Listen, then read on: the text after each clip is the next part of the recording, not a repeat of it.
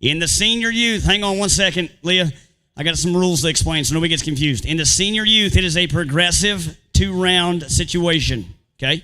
If you sort in the first round and you get a time, you'll move to round 2. If you do not sort in the first round, you will not move to round 2. All right? As soon as Miss Donna's ready, we'll get ready to go.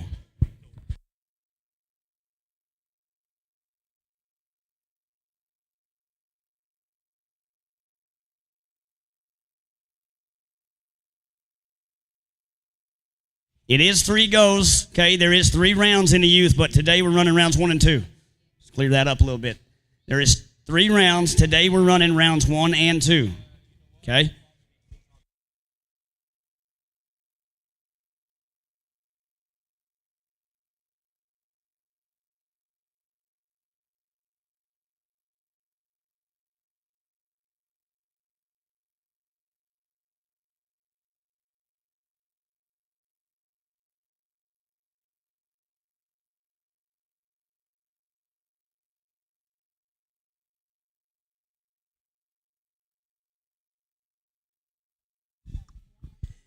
All right, Miss Leah, it's time to ride. Team number 1, Hunter Brismickevitz and Peyton Brismickevitz. Flag is up. 9. Your count number is 9.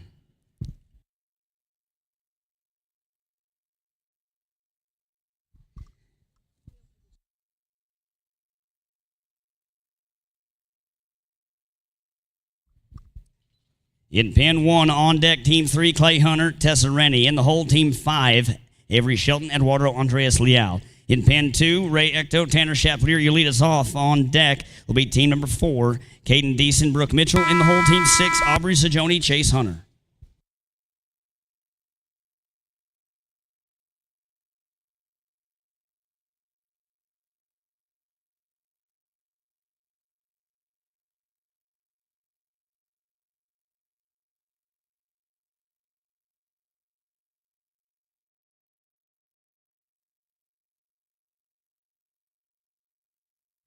Ain't no time there in pen 1.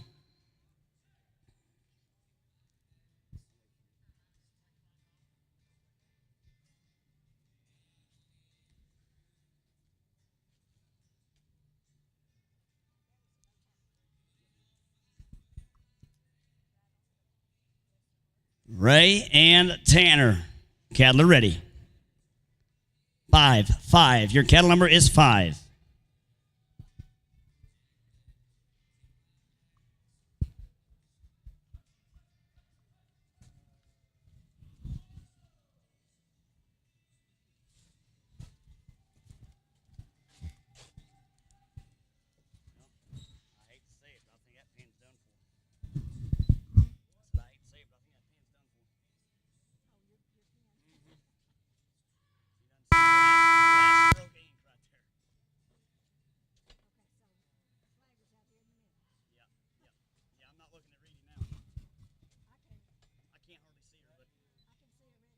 That's it, yeah, that's all I can see. It's like a dang telephone pole in the dark.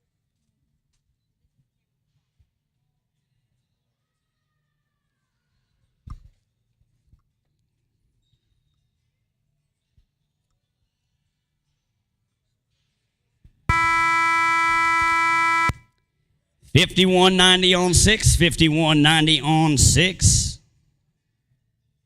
We go back to pin number 1, Team 3, Clay Hunter, Tessa Rennie. Flag is up. 4, cattle number 4.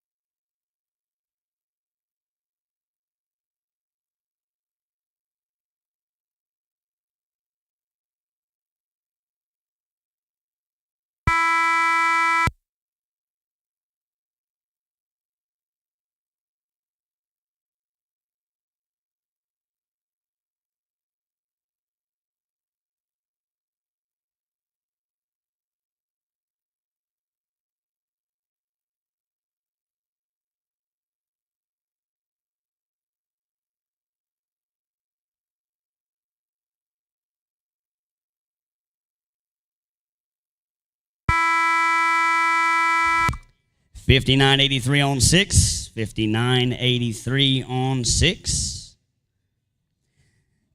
Pin number 2, Caden Deason, Brooke Mitchell. Up now. Cattle are ready.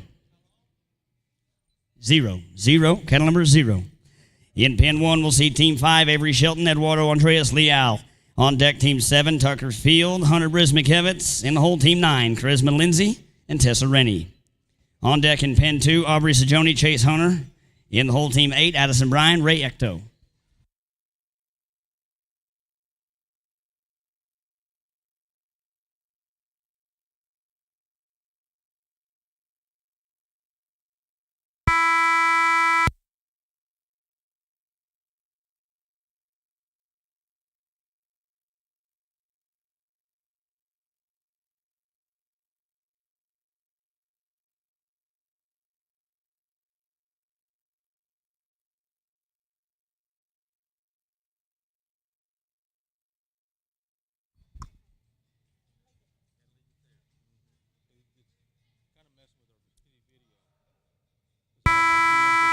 $57.48 on 7. $57.48 on 7. 1 second there, Leah. We're going to catch up on the TV. If you notice there, we don't have a picture. Now we do. It's our wonderful youth. Hang on. We're still not ready.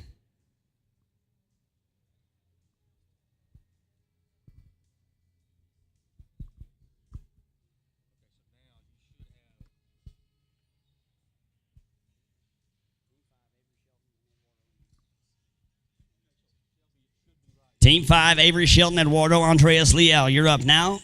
Flag is up. 5. Cattle numbers 5. On deck will be team number...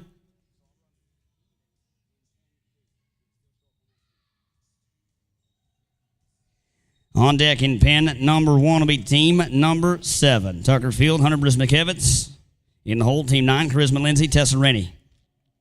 In pen 2, we'll be looking for team number 6, Aubrey Sajoni, Chase Hunter. On deck, team 8, Addison Bryan, Ray Ecto. In the hole, Brooke Mitchell and Cloraldo Jr. Leal.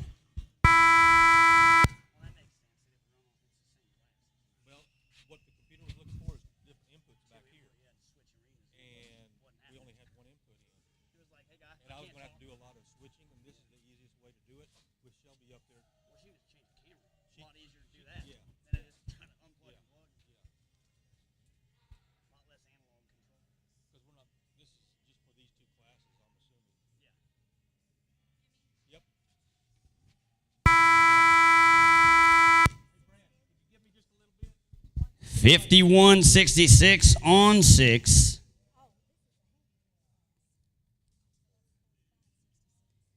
There's handicaps in this class, folks. I do apologize. It'll be a 45-66. 45-66 there on 6. As we go to pin number 2, team 6, Aubrey Sajoni, Chase Hunter. Cattle ready. 8. Cattle number 8.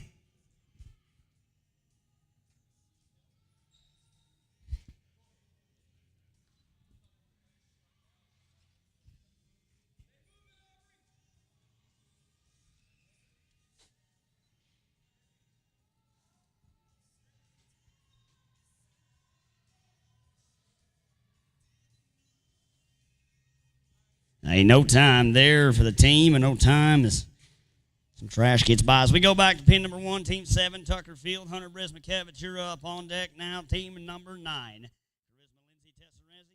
In the hole, team 11, Eduardo Andreas Leal, Caden Deason. In pin 2, we'll see team number 8 next, Addison Bryan, Ray Ecto. On deck, team 10, Brooke. Hello, everybody, live here on YouTube. We are in round number 1 of the youth sorting. 2. Your count number is 2.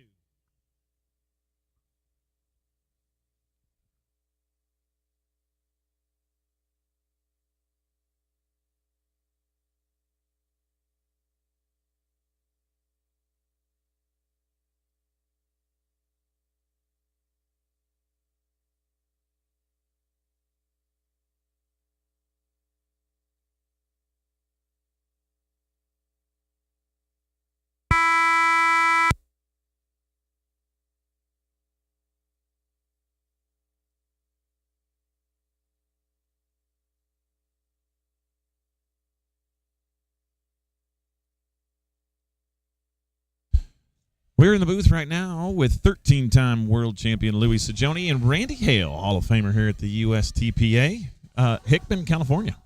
That's where I was born and raised, yeah. We're watching round number 1 of the youth right now, Louis. You can't say enough about the development of the youth program in the USTPA. When you look at some of these riders, they are absolutely amazing. Yeah, I mean, the way some of these kids have come along and their ability to ride, but you're seeing them in other places than just the youth now. We're seeing them in the 10 Elite. We're seeing them in the 6 Sort. I mean, I think a few of them made it back to the finals out of 230 teams, whatever there was. When we're looking at teams for that All-Pro, for the Play with Pros, I mean, a lot of these youth riders are going to get paired up with these open riders on Friday night. It's going to be awesome. Yeah. I mean, it's come a long ways the way these kids have developed. And a lot of that's, props to the parents, getting them lessons, buying them the horses, hauling them up and down the road. It's not a cheap, easy thing to do. Randy, when did you start in the ranch, sorting the team penning? The first run I made, I was probably 9 or 10 years old. Dare we ask how long ago that was? More than 1 or 2 years ago. Hard to believe I'm still 25. Yeah, you've been 25 a long time. That's right. I don't care what the odometer says. What I know you ain't been here all day, but how much different has it looked like it's evolved since? It's been how many years since you really kind of quit? Since I really went down the road, it's probably been, maybe 4 or 5 years at least. The sport's gone to a lot smaller arenas. Things move a lot faster now than when we started. Yeah. Give us an idea of what the sport looked like when you started. Big arenas, long timelines. We used to have 2.5 minutes when I first started, and the timeline arena like this, you'd never cut it down. I mean, this would be a quicker arena for what we started. It's really developed a long ways. I can remember going out to California when we were younger kids, and a lot of Holstein cattle, big pens, like twice as wide as anything we ran back this part of the country. And it was a big deal for us, but it was just every normal day to them. I mean, the big pens and the Holstein cattle. Do they still run a lot of Holstein cattle that way? If they can get them, yeah. It's a lot harder to get natives out there in California. You get the ones they get out there on grass, they don't want to run the weight off of them.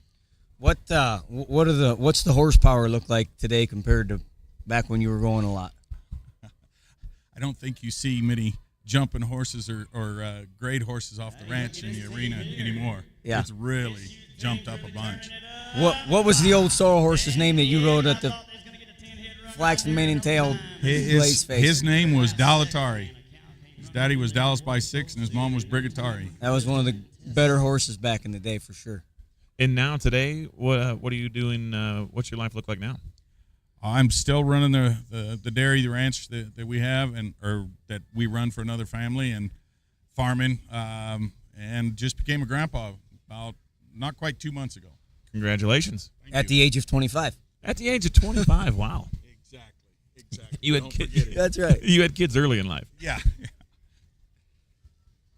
Where are we at here? Well, we're in team number 10 of 43, Brooke Mitchell and Cloraldo Jr. Liao. This is the senior youth, right? Or is this junior? Yes, this is the senior youth. Senior. It's good numbers for senior youth. Yes, Sorting. it is. Yeah, 43 teams. There wasn't none of this sorting stuff back then, was there? Especially not this pin to pin. When we sorted, I mean, basically they would just block off the end of the arena, and you had to cover the whole distance. It's a lot different game, that's for sure. When did sorting start to make an appearance in California? It'd be hard to put a timeline on it, but I know we always considered it more. It took more luck to win in sorting than it did in pinning, to be honest with you. This here with the shorter, where things are more confined, you can see the skill level rise up in it. We're talking to Randy Hale, Hall of Famer from Hickman, California, in the booth right now, along with Louis Sajoni. Louis, it's been a good finals so far, right? I mean, what are your thoughts so far? Absolutely. I mean, I'm super pleased with the numbers. I think everything's definitely headed in the right direction for us, and a lot of big news this week with the elite finals jumping to 100,000 added in one class. That's a deal we do now. It's called a 10 Elite, and it's going to be in Monroe, Louisiana this year. It's moving from Fort Worth, and it's 100,000 added to one class. Wow. So it's going to be huge payouts this year in that Elite. And I mean, with Cody now, with him running this thing, full 100% now, there's no telling what's coming next for us. I mean, he's doing a great job. We run 1,100 teams in round number 1 of the Elite Finals back in May in Fort Worth. Over, under 1,200 next year. What are you thinking? I think it'll be very similar. I do. At some point it's got to stop growing. You would think it's going to hit a point where it's just going to kind of level out. But, when you keep coming up with bigger and better things for it, there's really no reason for it to stop. So I'm going to take the over. Yeah. And things are going to speed up. I mean, it's been 5 days, but the advantage of being in West Monroe is that we're going to be able to run arenas side by side, and that's going to obviously double what we can do. Anymore, the facilities we go to, I mean, I know Lazy, we just talked about Lazy a minute ago being a very large arena, but there's no way of setting that arena up to run 2 pens at a time where you can still bring the cattle in and out. West Monroe gives us that only option that I know of in the country to run 2 pens right next to each other at the same time. And, it is a good town. It's a great town. They enjoy having the team pen in there. They do a lot for us, and, they're excited to have us. And you guys have dialed in the processes for this class, too. I mean, it's took a few years to get that under, but designated herd holders and the way that you set up your cattle crew and your cattle pens. Last year at the Elite Finals, we averaged 51 teams an hour. That's amazing. It is amazing, and there's a lot of thought that goes in behind that. There's a lot of hours and hours of board meetings trying to figure out how to, speed things up by a team or two so we can try to get people to where they can go for supper. But, it's just a tough deal because if there's a fine line. If you want a lot of teams, you got to ride all day because there's no way to go. I mean, 51 teams an hour is about as fast as I've ever heard it. But when you run 1,000 first go teams, you're going to be there. And I think with this arena, 2 pens, it's going to help us quite a bit. Back, talking about classes and the structure of classes, back then, there wasn't near as many classes as we had today. What did the structure of the classes look like back then? Well, when it first started, it was just an open and a juniors, and then eventually they started having, it started with an under 500 where one person could be over that many dollars won lifetime, and then they introduced like a women's class, and eventually then there was 2 junior classes. But the under 500 became an under 750, and then an under 1,000, and under 1,500, and then it became incorporated with a mixed where you had to have mixed gender in it, and kind of went from there. But the classes we have now, it's kind of impressive to see. It was a lot different out there too because like they a lot of their, and you correct me if I'm wrong, but a lot of their stuff was 2 ride limit, and you had to change 2 partners. Yeah. So if you got 150 teams out there, it was a lot of people. Especially at 2.5 minutes. Yeah. Yeah, that narrowed up to 2 minutes and then a minute and a half. But when it first started, if you go back to the California Cattle Penning Association, that was 2 man, 3 cows, and the pen was actually a 12-foot box with a swinging gate. It was it wouldn't have taken off. It didn't. It was more of a cowboy sport than what you have here, but wouldn't have got near the backing and developed the way this has. Because you had to close the gate too, right? Yeah, and it was just a 12-foot box, not an extended pen like like Fort Worth. When the close the gate pin there, the gate was on the wing, but you still had a normal pinning pin. It wasn't that way. James does one now at his show in Vegas. Oh. The slam the gate class, and it's still a lot of fun to do it. But what he's talking about there in Fort Worth was at the Fort Worth Stock Show, and that was one of our highlighted shows of the year to go there. And it was one class and open, and it had 200-300 teams every year, and it was a jackpot when you won something in that. A lot of money, but boy, they made you enter up. You had to enter the end of October and didn't get to ride till the end of January, and they had your money the whole time. Yeah, it was worth it though when you got your check back, though, wasn't it? Boy, it paid. It did pay. I was when Randy walked up a minute ago, I happened to look at his belt buckle, and the buckle he's wearing right now was probably one of the most prestigious buckles you could win back in the day. That was from the Justin Challenge. That was one of the very first large shows, and everybody shot for that belt buckle. And that was in Fort Worth? The year we won it was, yeah. It started out in Guthrie, didn't it? Started in Guthrie, and then it moved to the Fort Worth Stock Show. I forget what time of year they had it there for the Justin, but yeah, it moved down there. I think it was September. Could have been. Because then they changed it to the Coors Challenge after the Justin Challenge. They changed sponsors. And It was a big one. It was a good one. When you say big, like how many teams were they averaging? I want to say the year we won it, there was 312 teams from 28 states. 28 One states. class, though. So just You're one right. class, That's a just big an team. open. That's a big class. That's bigger. I mean, other than the elite finals, that's as big as what we run. You were talking about, time length in the arena, a minute and a half, minute. In our open class, what's today? Wednesday? Was Sunday. The cutoff to make the second round was a 30. 9. Was it that high? It just broke the 40, I thought. Did it? 39 just to make the second go. It's come a long ways. I remember there was a time there, if you could average 40, you had a real good shot at the end. But that, again, there was much bigger arenas. Yeah. And incorporating the English cattle and getting away from those Holstein cattle and even the Corrientes, right, has changed the game quite a bit as well, right?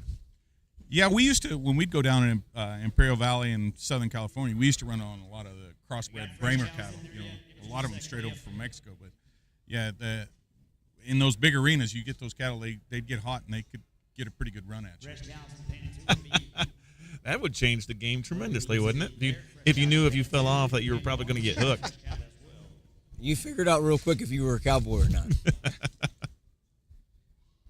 How are we looking on times in this? I'm hearing the whistle blow a lot. That's not a good thing. Right. I've seen the whistle blow a few times for my kids. Louis, who do we have up right now? Oh, you trying to sucker me into that one, ain't you? Charisma Lindsay and Peyton Bresmakevitz. Yeah, we just say Peyton B. Yeah, right. I'm still going to get Patrick Bray when he gets up here. I'm going to get Hunter in the booth and make him say it. We're going to have a phonics. I didn't realize what you were trying to get me into there until I looked at the board. I appreciate that, Brent. So you were around when Louis was just a young pup. Let's talk a little bit about what Louis was like when he was a young guy coming around. They always rode real hard. That's the thing. When they showed up, you noticed them. That was a very political We answer. always behave very well. That's not what I hear from the stories around Jan's cook shack. Yeah, you need to stay out of there. Well, we're in round number 1 of the senior youth open handicap sort. So the way the rest of our week's going here is Saturday night we'll actually we'll tear the pen back down for the before the finals, and we'll run a bull riding. And For then pinners only? No, they'll actually bring in bull riders, and I believe it's a PBR event, isn't it? Some type of I think it's a an open. tour? It's Is it just an an open tour. But it's drawn quite a bit of interest. I mean, last year JB Mooney came here with a set of bulls. Yeah. Or at the elite finals. I guess that was at the elite finals. No, that was here. No, that was here. That was here. It was here. Yeah, it was. Yeah, it was here. Yeah, we used to have a lot of ranch brandings after the pinnings. You had those kind of deals on the side, extra events. Is that a way to get cheap labor?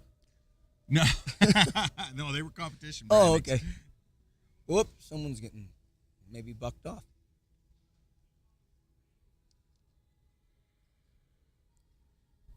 It's great to see some of these kids with this draw system drawing kids that they don't normally ride with and watching how great they adapt. So now in the way the team penning works, like when you enter 3 times, you automatically get 1 draw. So you're going to draw someone that good chance you don't even know. And that, like my wife's theory is, if you know the person you draw, it's a good draw. So these kids, you're drawing people they've probably never rode with, and they seem to adapt sometimes better than the adults do. That's not surprising. I was so my first year with the USTPA was in 2015. And in Michigan, there's a team penning presence. It's not real prevalent. But in Michigan, if you got 3 cows, you were probably going to win. And so I called my dad after the youth, and I said, hey, Dad, I just finished the youth here at the World Finals in Texas. He goes, how was it? I said, well, to make the top 10, you had to pen 3 cows in 38 seconds. And he said, no. I said, yeah, you'd never believe how good the youth kids are down here.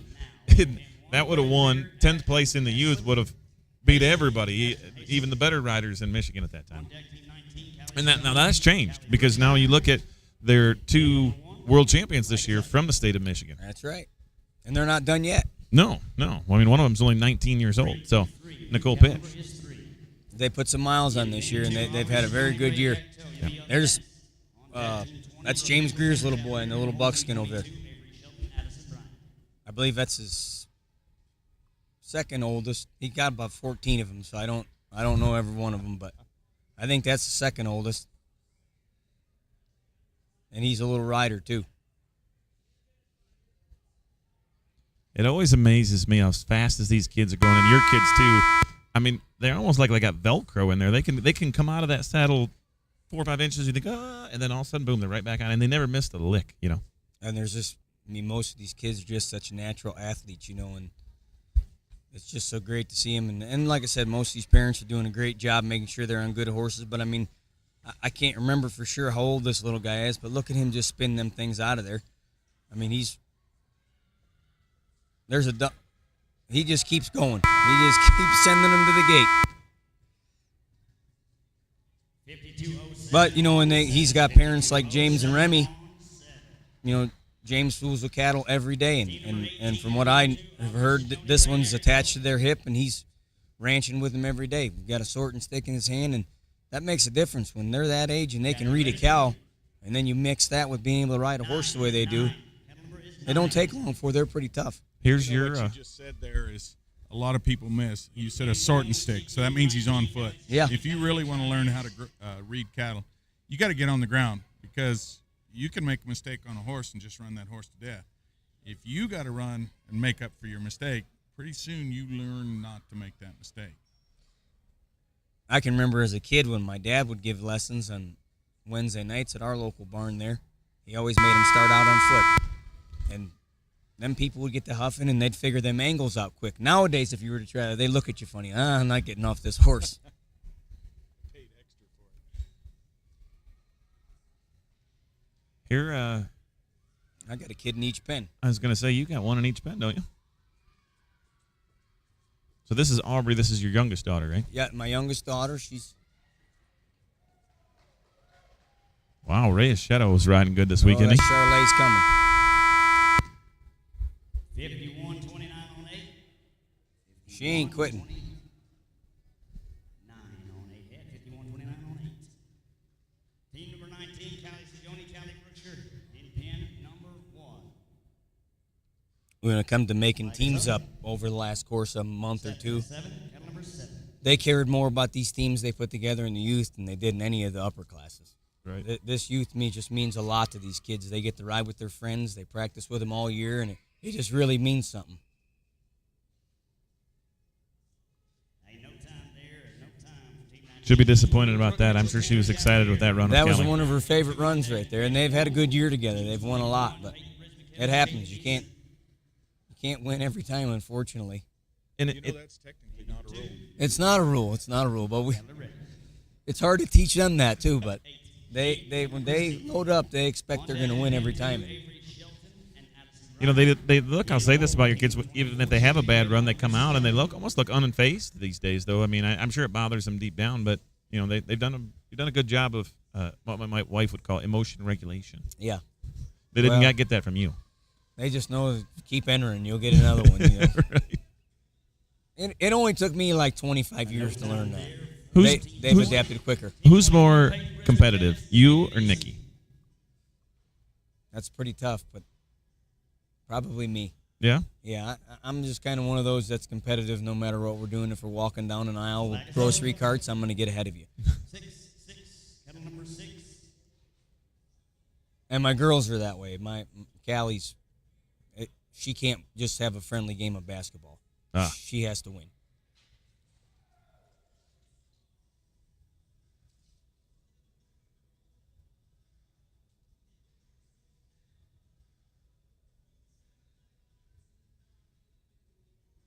They did that first time youth play with the pros thing, and that looked like it went very well last night. It did. Collected a lot of money for them kids. And I was talking with Callie Brookshire a little earlier. It was really cool. I mean, it was cool that they brought a lot of money, but it was really cool the reaction that the crowd gave the kids when they came up there to get auctioned. Yeah. And made them kids feel good. Like, I am noticed. Because they are noticed. They might not always feel that way, but everybody was hooping and hollering every time that that another set of riders was up to get auctioned off.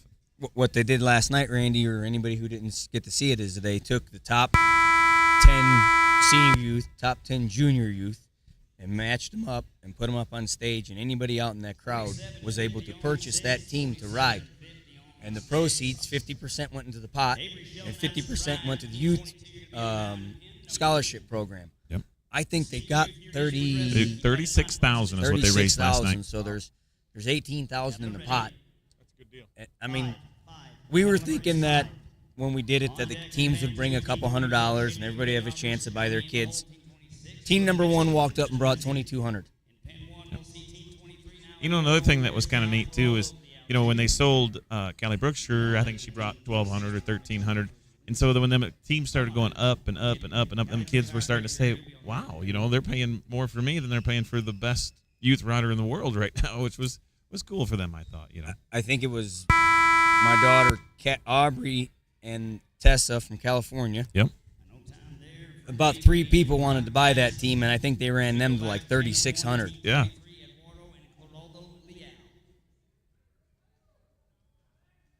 It'll be neat to see when that class runs, though, the technique, because no specific person has to start the run. So it's going to be neat to see the technique, how many of the adults let the kids go first. Yeah. And I hope they do. I'm sure some of the teams they will. Flag is up. 9. Here's the Leal boys, and they're from Florida, right? They are. They are aggressive riders. Boy, when we've watched them all day long, and them boys they hammer down now. And let me tell you, if you ever get down to Miami and you want the best meal, you need to go to their restaurant. It is amazing. They just opened another one in Orlando, and they said they got 2 opening up in Texas, one in Dallas and one in Houston. But we went down and went to the restaurant, and I had the meat sweats when I left. Really? Oh, it was amazing. When we got there, he asked what we wanted, chicken or beef. I said, I never team pinned down a chicken. I said, bring us the beef. And that he did.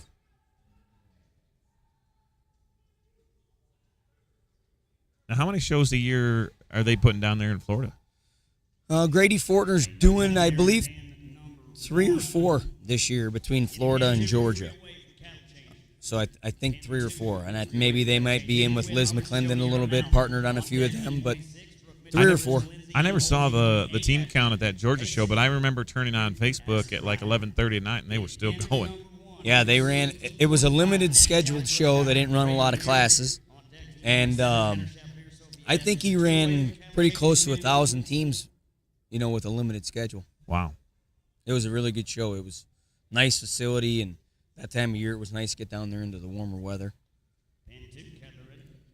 Is it cold in Texas? It can be. We're spoiled now. What's the weather like in California in the wintertime? Depends which part you're in. California's got a lot of climates. Where is Hickman? We're straight in the middle. We're 90 miles in from San Francisco and 90 miles south of Sacramento, so we're right in the Central Valley. How big a dairy are y'all running? We had 5 dairies. Right now we're going to be down to, we're running 2 right now, so we're milking 5,600 or so. That's all. Yeah, it's small. He probably does it himself. In between runs, right? A lot of dairies were up where you live, isn't there? I grew up on a dairy farm. Yep. I was supposed to be the 5th generation dairy farmer, and then you probably remember this in the late 80s. They had the buyout, and then price of milk went down to $8 a hundred, and my dad says we just can't feed my family on that. We had to sell out. I never been on a dairy, but I can milk one pretty good. We just in a ranch rodeo the day, and I came out with more milk on my face than I did in the cup. Well, you're supposed to put it in the cup, not drink it. You might be using the wrong appendage. You are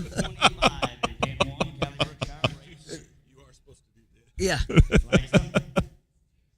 8. Cattle number 8. In pen number 2, we'll see team. There's a little Greer boy again. He's got him a partner in the hole this time, but she's going to go get one.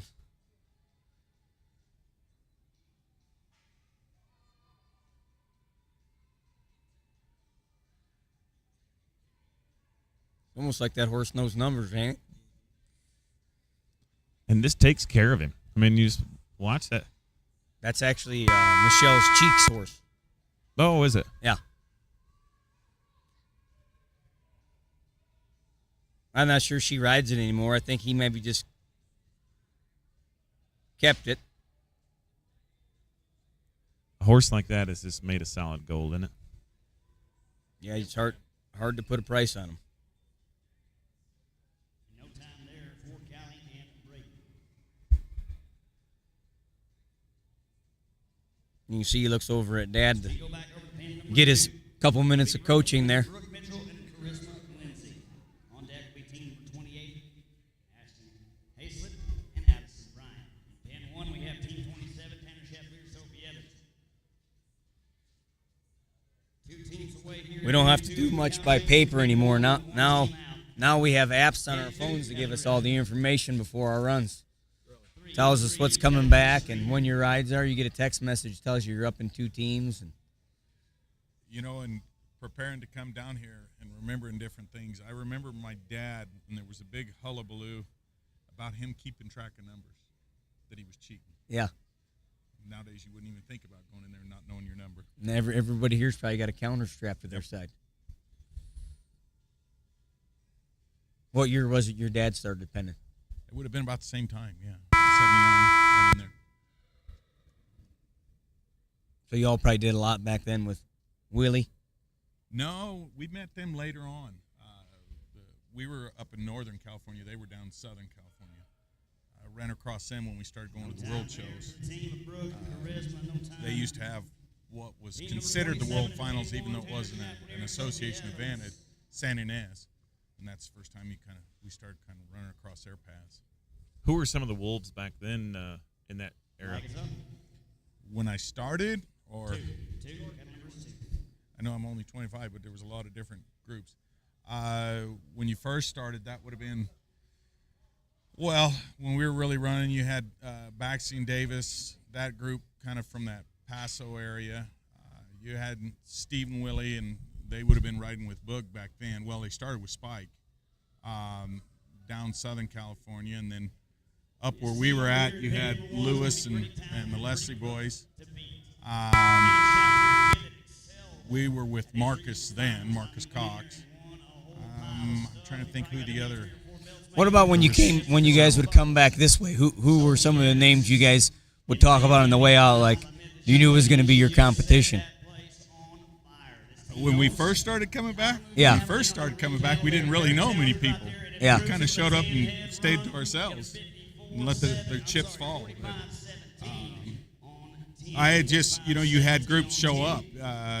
You had Spendor and Anzus, Smiths and Atwoods, Shelley and Mike.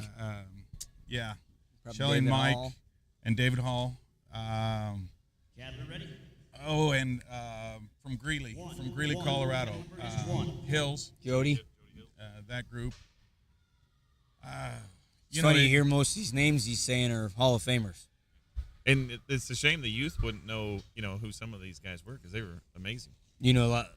The sad part is when I think about when I was a kid, all these guys he's talking about, and hasn't mentioned himself in any of that yet. But these were heroes to us. When you have to watch these guys battle it out in the open, it was good watching. And nowadays, my kids wouldn't know hardly any of those names you just mentioned. The unfortunate thing is starting as young as I did and riding with the people I did. Now I have to say goodbye to a lot of them. And Right. I went to another one earlier this year, and it's kind of it's an eye-opening thing that there's a whole generation of people that are passing. Yeah. And a lot of them are the founding fathers of this game. I wrote a lot of the rules that have been tweaked or modified, but when we first started going, you entered a class, and when I say entered a class, you went to a penny, and you may not know how many places were getting paid out, and it kind of depended who won. They may pay 3 or they may pay 8, depending how the people in charge placed. And that was one of the things that got pushed for. The PTPA, when it came around in '84, really standardized a lot of the things, and it forced the World Association to kind of follow suit. And a lot of that got tightened up from that, even to the point of how much the producer got, how much went to cattle, and, divvied those things out, which I'm sure now are pretty standard, but they weren't back then.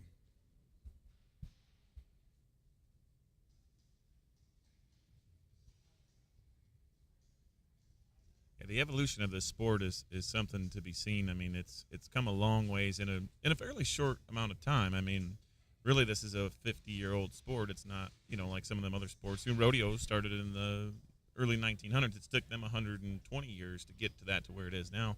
We're still a young sport, per se. Absolutely. Especially the ranch sorting side of things. I mean, you're just in the mid-2000s when it started. Yeah. And, we was talking a little bit earlier, too, with Tanner Keith about how difficult it is to be a horse in this now. Like you had said something about jumpers and trail horses back then.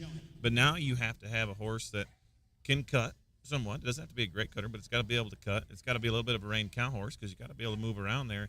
And it's got to have a good enough mind to take the pressure and let you put him in a situation where he doesn't know that's right or wrong.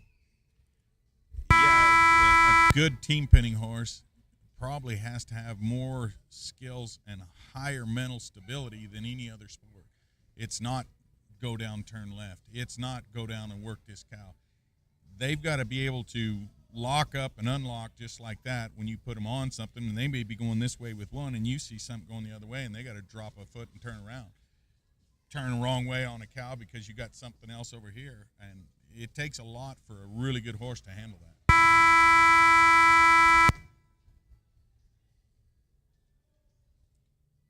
And when you hear the talk about the price of these horses today, and then you hear him say that, you say, well, that's why those horses are the way that they are. Because if you're going to be competitive in this game, that horse has to have that skill set. He has to.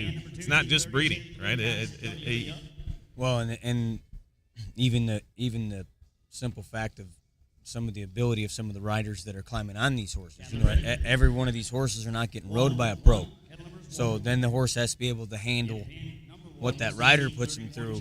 Not anything in a bad way, but maybe they don't have the most perfect hands, or they're not a Tanner Keith, and then that horse has to learn how to adapt to go to that rider. A perfect example for me is like that gray horse my daughter's on right now. 3 days ago I was calling it for its life to ride in the open, and now she's battling out in the junior youth. It takes a special kind of horse to be able to do both sides of that. Me where my feet kick, I'm not a very tall person anyways, but her feet are barely below the saddle pad. So she's asking for it here, and, I'm kicking it a little lower anyways. Me and Tanner are a little higher up than the average guy, but...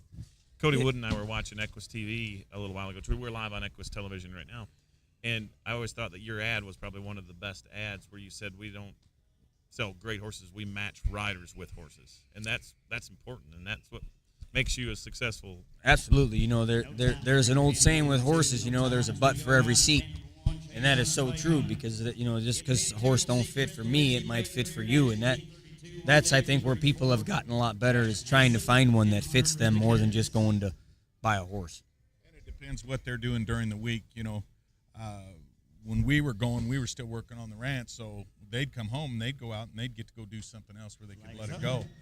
Whereas you take a horse, if this is all they do, that takes another special deal to sit 5 days, 20 days or whatever and go do this again. That's absolutely true because, there's not many of us here that do this for a living horse stuff, where mine don't have many days off. We ride them 4 or 5 days a week.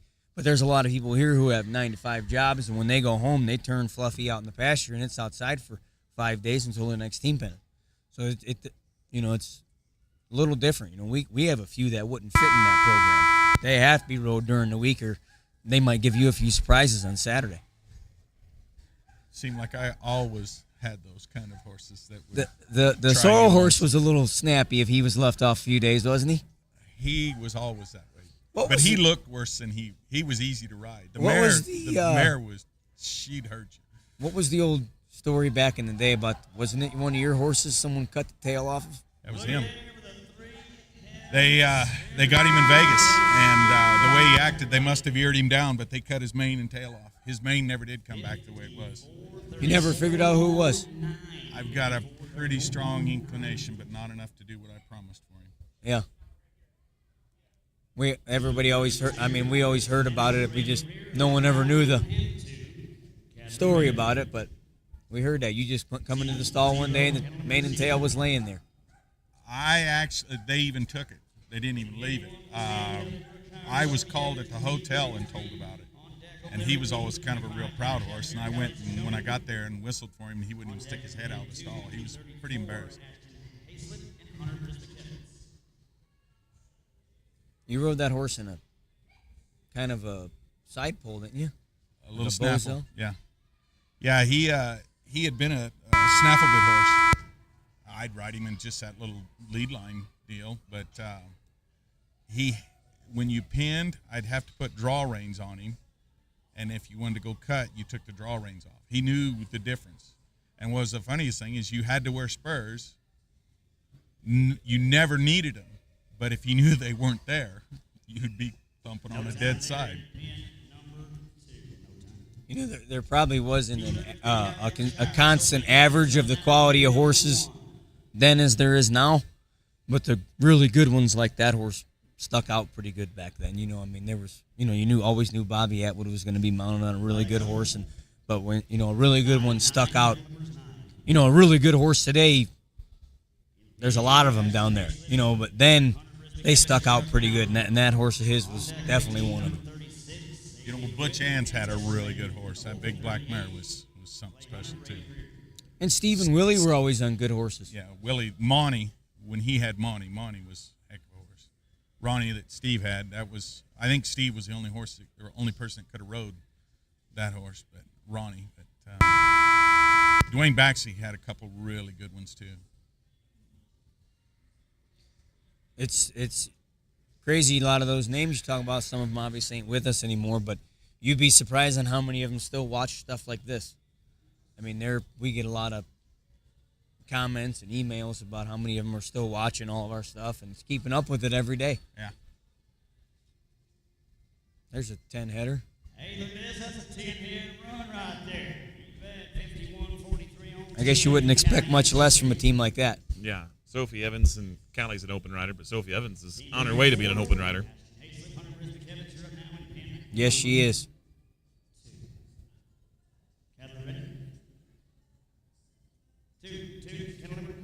The big kids aren't that much fun to watch. I like watching the junior youths.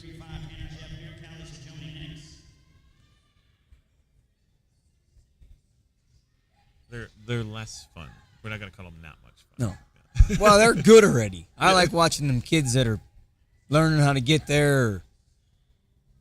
I had more fun at the deal Jared did. Jared Lesh had a deal for the kids 3-4 weeks ago. You'll see them all flying around here on these electric scooters.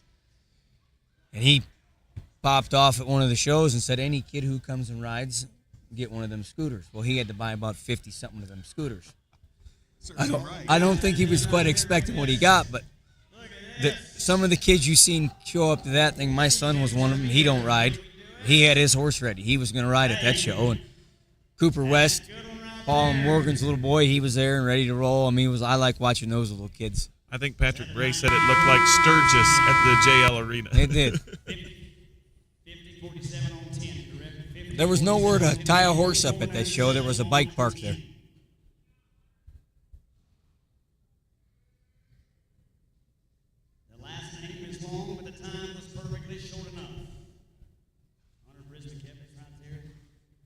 Some of our sponsors, I'm guessing. Yeah. And we want to say thank you to our friends at Wind River Microbes for their Reboot program. Their Reboot supplement is a really good prebiotic that you can to give to your horses to make sure that gut health, because gut health is important, as you guys know, hauling these horses up and down the road, and the amount of energy that you have to feed these horses with the grains and stuff like that.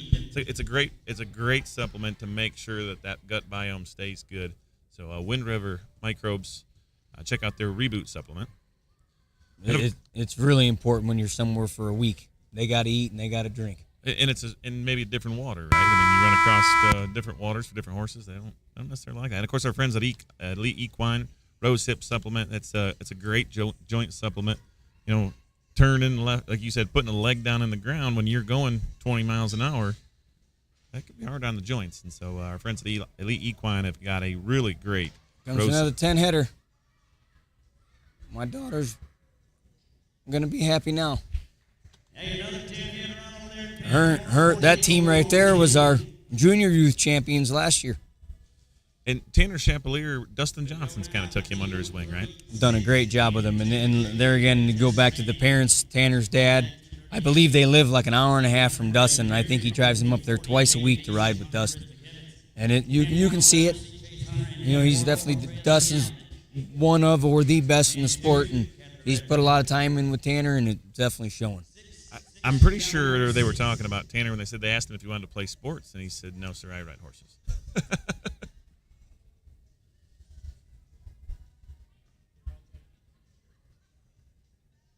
Another superstar in the sport right there, Shaylee DeWitt. I mean, you'll see her in them top 10s all the way from the open down.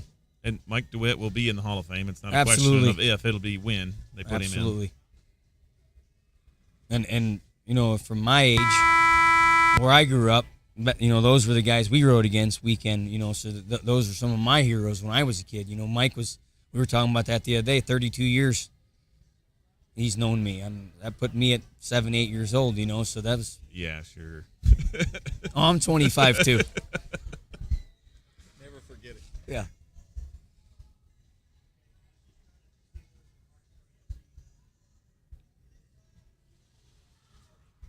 I think these kids got it figured out now with the 10 headers.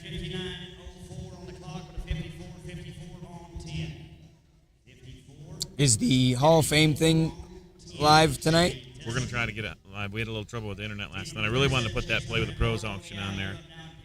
That building is kind of set out away from here, and internet's a little bit sketchy out there, but we're hoping to try to get that on there. I'm not going to promise that, but we are definitely going to try to get that.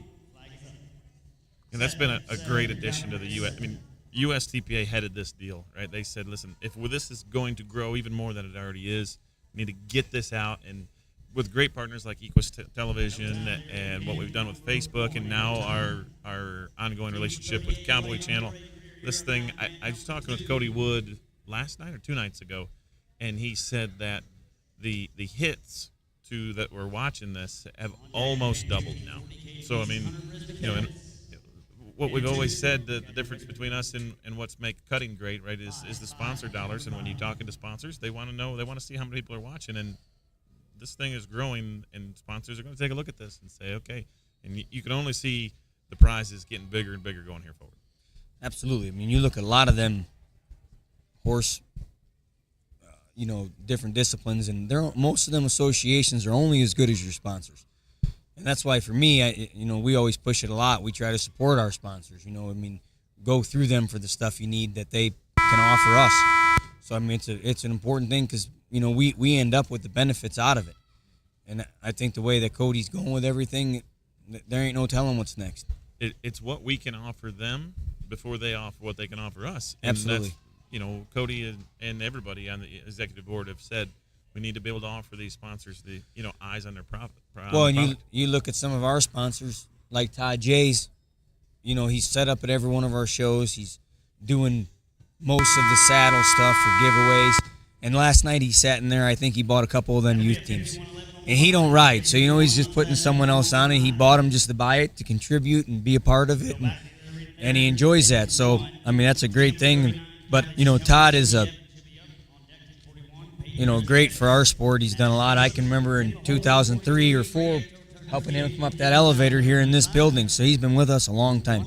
And I'm sure that the Hall of Fame wings are going to expand. And when you get to non-competitors, you got to think Todd Chase going to be on top of that list of guys that, have contributed to this sport as much as anybody has. Absolutely. He's always believed in it and gave back to it. And if you ever need a good saddle, you talk to Todd Jay. He'll build you whatever you want, that's for sure. We have another one of our sponsors just rolled in this morning, J.W. Brooks. He's pulled in out there. He's set up and working on hats already. I always said that Patrick Bray should thank J.W. Brooks for making him look good on television, because that's a chore. It is. To make Patrick Bray look good on television And for whatever reason, Patrick always seems to look good, and it ain't because Well, I of his was in pretty there the face. day he ordered his, and they asked him what kind of hat he wanted. And I told him, I says, I know what he wants. And they said, what's that? I said, he needs one that takes the focus off his face. And JW said, I know just what he needs. And he built him a hat. Last night, I thought very cool. Patrick Bray put T-shirts out for all the youth. His famous saying is, "It's a timed event. Find your cow." USTPA Weekly. Shout out to Patrick every Tuesday night. He does a show live on Facebook, and he gave away all them T-shirts, and that was a cool. Well, when you ever watch a TV show and you see like the news broadcaster where he's got the suit on up top but then no pants on, I always call Patrick and tease him that's him at home doing his show on Tuesday. He's got the nice shirt on and his hat and then no pants on. I wouldn't doubt that with him either. And he'll do the show anywhere. He's been at my house and go into the barn. I'm like, where's Patrick at? Oh, he's doing his show. Yep. He'd be sweaty and dirty and talking. He did it from your house, and then didn't he go to Colorado and was working cows? And he was in a bunkhouse somewhere. Yeah. It was with just enough cell phone service that you could see it was him. I was surprised he got the cell phone service there because there's not much. We're on team 41 of 43. We're down to the last two teams here in round number 1 of the Senior Youth Open Handicap Sorting. Is this 3 rounds or 4? This is 3. 3 rounds. I believe all the finals for these are tomorrow night. Thursday night, yes. Cody must not be watching live because he's trying to call me. Probably telling you to hit that Thursday night. Ah.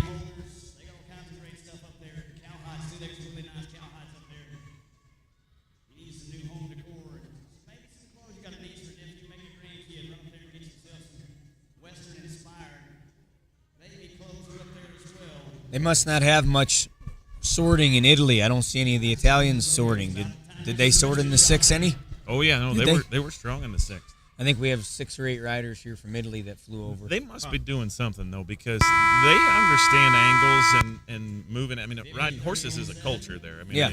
It's not. Well, they have a lot of team pens over there. I mean, they understand the game. But I tell you, it's crazy to see over the last handful of years of them coming here how much better they've progressed. I mean, their team pennant obviously has gotten stronger there as well. I was teasing Skip Ransom earlier. I said, you and I are going to have to get Rosetta Stone and learn Italian for the next World Finals if they keep bringing more and more guys here. Well, they've obviously put some time into that, too, because the first year I remember they came, we actually had to have someone sit next to the announcer. Yeah, I was the announcer, I remember. Yeah, and say the numbers. So they've actually picked it up, and I've talked to a few of them. Some of them actually kind of speak a little English. This morning in the hotel, I walked by, and there was one of them who was sitting there, and I said, Buongiorno, and he said, good morning. Yeah. This stupid American, I'm sure, was going through his mind. But. Yeah. Some of these kids are getting some technique now, switching the cattle to the other side. They've been tough from this side. I haven't seen many successful runs. I know there's been a little strategy to it, but you haven't seen many successful runs from this side. We were talking earlier with Callie Brookshire about coaching, and obviously you can't spot in this sport, but you coach a lot on a lot of these young. When you're trying to coach these kids, what are you trying to get them to do in that pen without telling them where their cow is? Well, I mean, as Randy will tell you, working cattle, a lot of times that window of getting that calf is so small of your opportunity to cut it clean or at the speed you're going to accelerate. And that's the thing, like, where my kids still need me to help them with. When they don't read the window as well as I do yet, and they will, but that's basically what I'm trying to do there. I mean, as far as spotting the cattle, their young eyes probably see them faster than we do anyways. They just don't understand that gap yet, and that, where exactly time to hit it is. When I'm teaching young kids at home, it's always amazing to me how they don't overthink things, right? And there's something to be said about a kid that just goes out and does it and doesn't think about technique. And as a coach, I always say, you've got to bring them kids along. Don't make them too mechanical. You don't want to take away that natural intention, but you got to rein it in a little bit, And it's funny you say that about with the angles when, you get into those runs where it's either going well or it's not. And when things are going well, you see the move, you make the move. When you're in that instance of you're not sure things are going well, you see the move, you hesitate, the move's not there. So that luck begets luck. It just seems when it's rolling, you don't question, and it keeps rolling. It's kind of odd how that works. Well, guys, that's the end of round number one. Randy, thank you, sir, for joining us in the booth. Louie, always a pleasure as well. We're going to put the back on with our in-house announcer, Skip Ransom, and we're going to watch round number two. Sounds good. Thank you. Thank you, guys.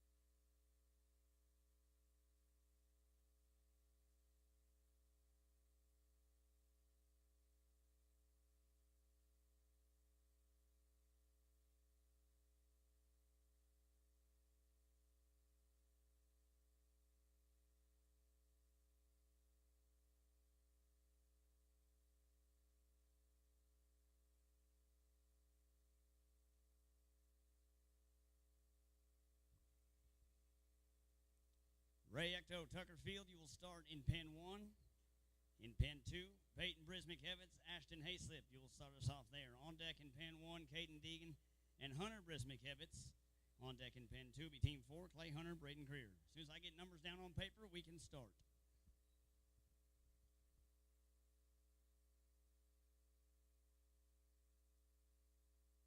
We're ready to roll up here. If you're ready down there, Leah. Pen number 1, flag is up. 3, cattle number 3. Out of this 27-team round number 2, we're going to take 10 of you back to the short round tomorrow.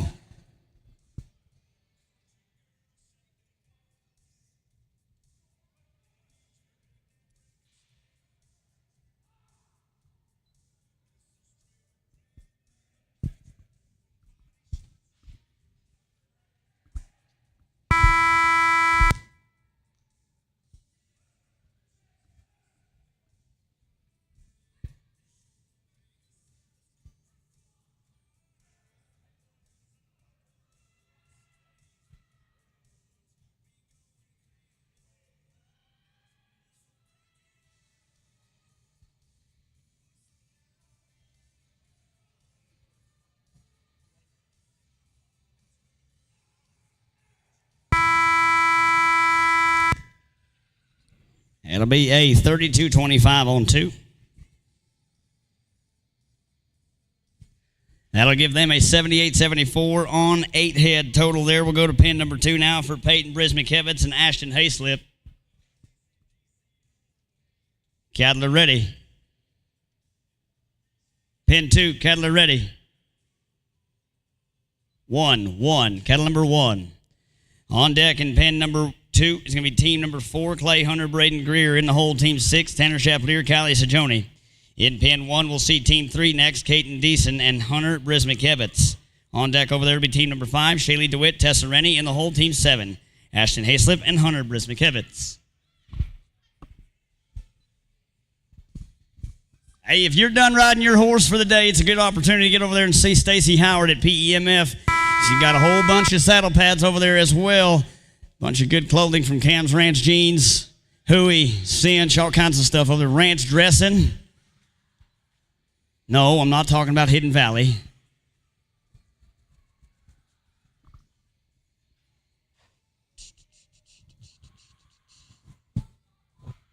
Oh, not going to be able to get there in no time for that team. Caden Deason, Hunter Brismick-Evans, pin number 1, team 3.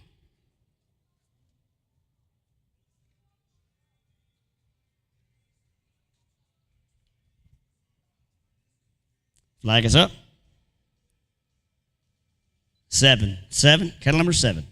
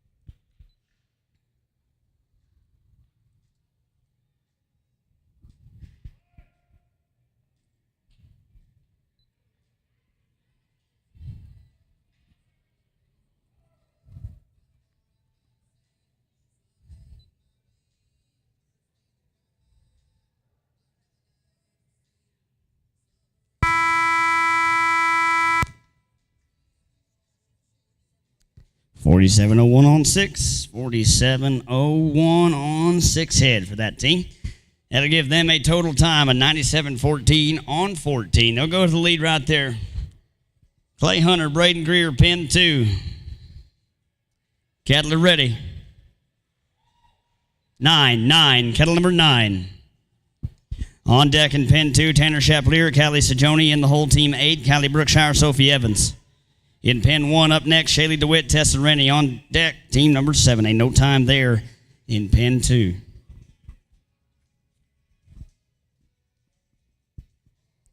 In pin 1, Shaylee DeWitt, Tessa Rennie.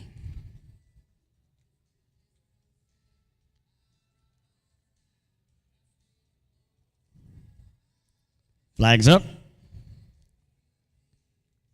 4, cattle number 4.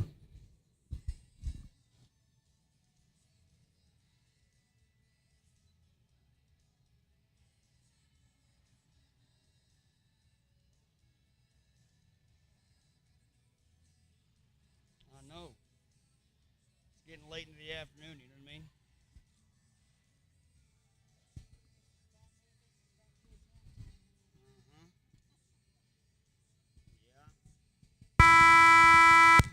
Just about time I was going to work this last week.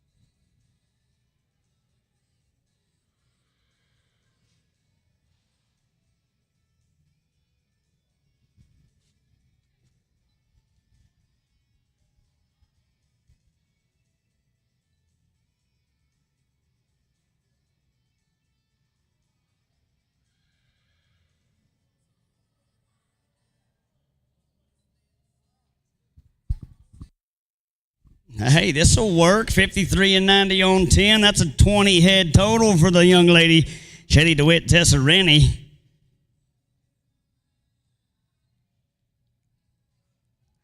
That'll give them a total time of 108.44 on 20, and they'll go to the lead by 6 head total.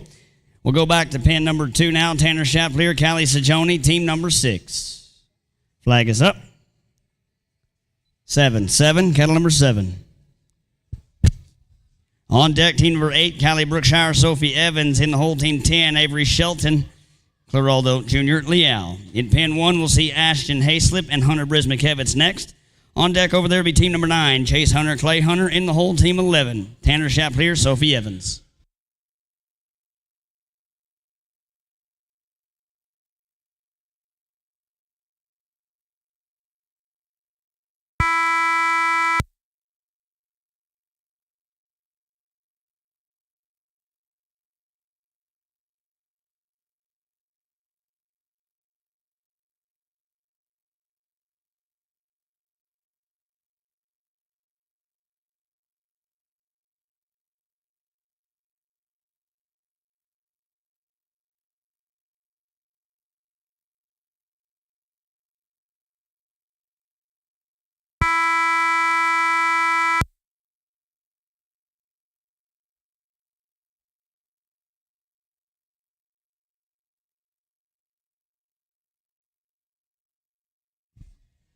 $53.18 on 6. That'll give them a 101.19 on 16 head.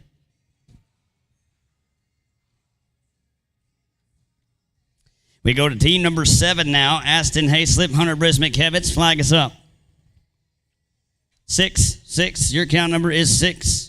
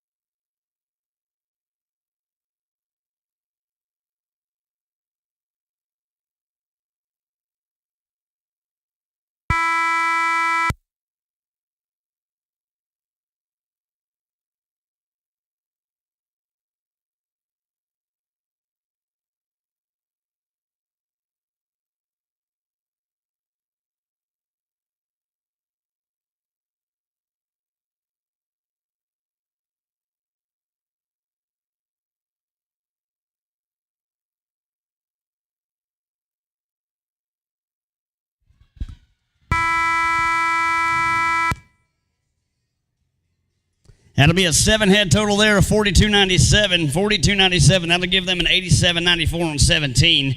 That'll put them in second right now.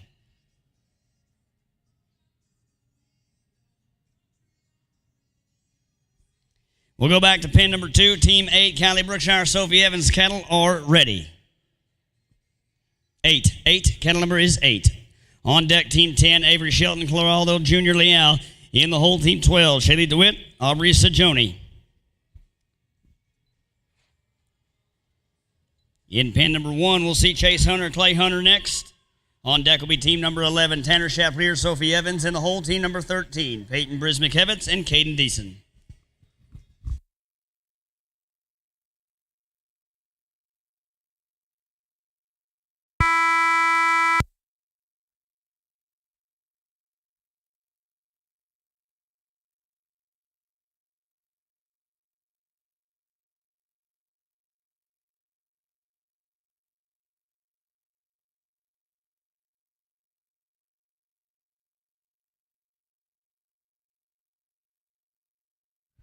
Hey, look at this. World champion senior youth is riding like house on fire. Sophie Evans puts the last one through the hole there. 49.33 on 10. That'll give them a 100.76 on 20. That'll take them to the lead by 8 seconds. Team number 9, Chase Hunter, Clay Hunter.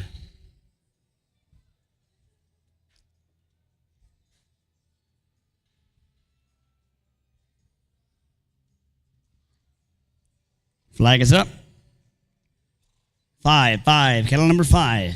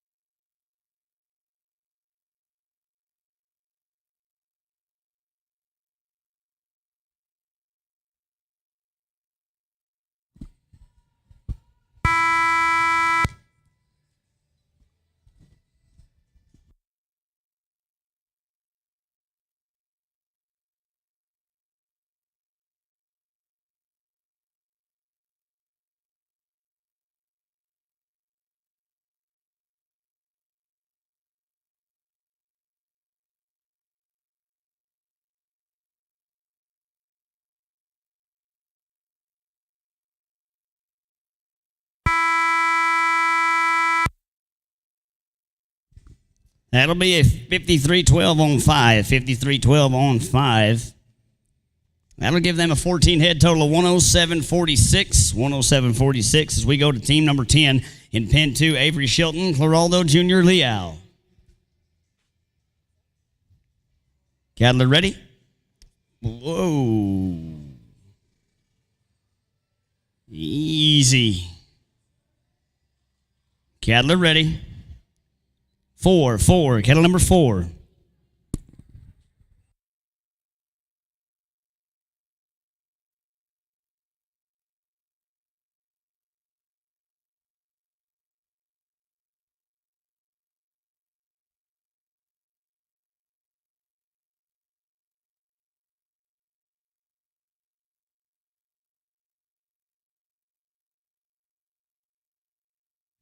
Despite his very best efforts, it's going to be a no time there for Avery and Claraldo. Team 11, Tanner Chaplier, Sophie Evans, and pin number 1. Flag is up. 2, cattle numbers 2. On deck in pin 1, team 13, Peyton Brismick-Hevitz, Caden Deason. In pin 2 now, we'll see team 12's Shaylee DeWitt and Aubrey Sajoni.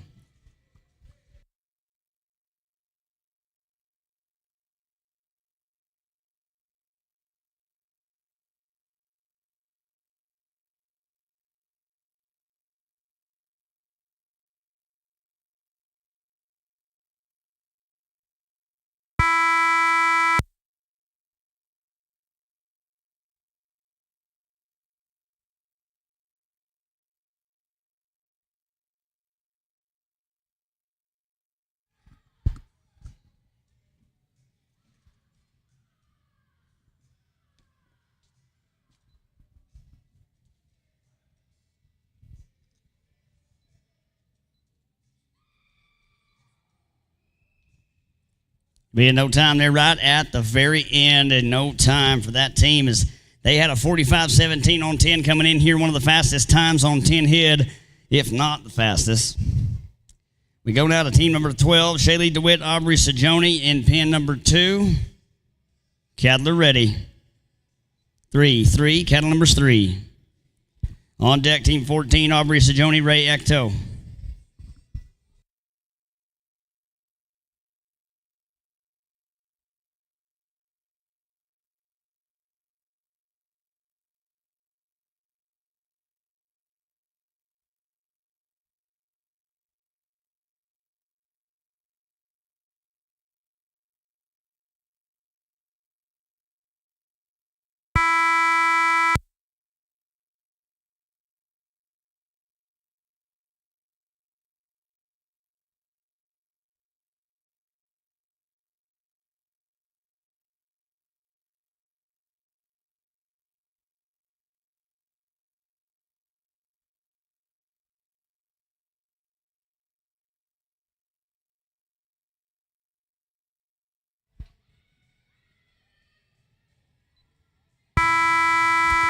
A 7-head total there of 54-67 gives that team a 106-42 on 14.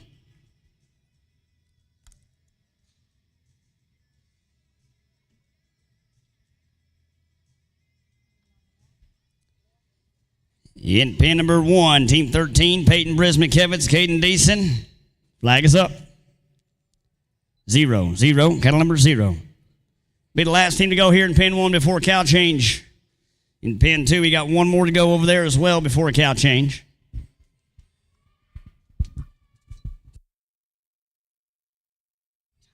Ain't no time there for Peyton and Caden. As we go now over to pen number 2, Aubrey Sajoni, Ray Ecto.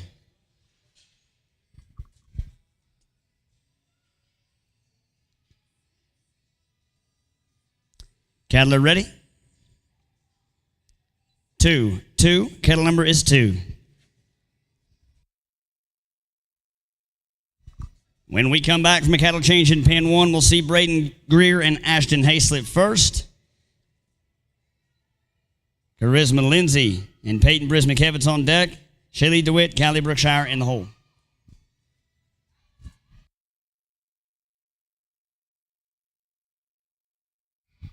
We got room for 2 more in the short round. Room for about 2 more in the short go, and made it work right there in the hole. Very good job. Nice partner. Hey, look at that. He's going to duck 2 of them in a row. USTPA Defensive Player of the Day.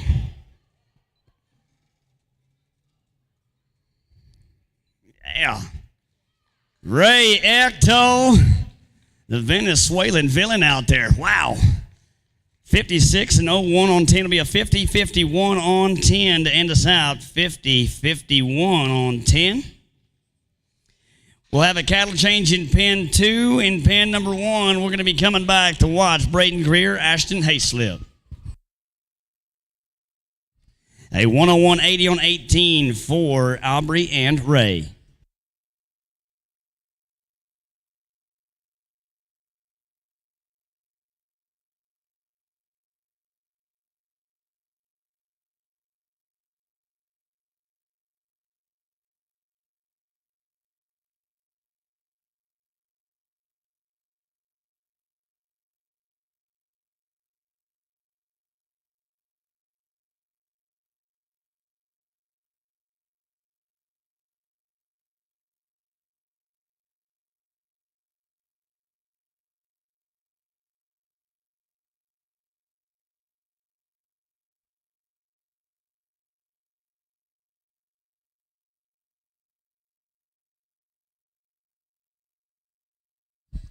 In pen 1, flag is up. 7, your count number is 7. In pen 2, we'll start off over there with team number 16, Cloraldo Jr., Leal, and Addison Bryan. On deck in pen 1, Charisma Lindsay, Peyton Brismikevitz in the hole. Team number 19, Shaylee DeWitt, Callie Brookshire. On deck in pen 2, team 18, Sophie Evans, Avery Shelton in the hole. Team 20, Eduardo Andreas Leal, and Caden Deason.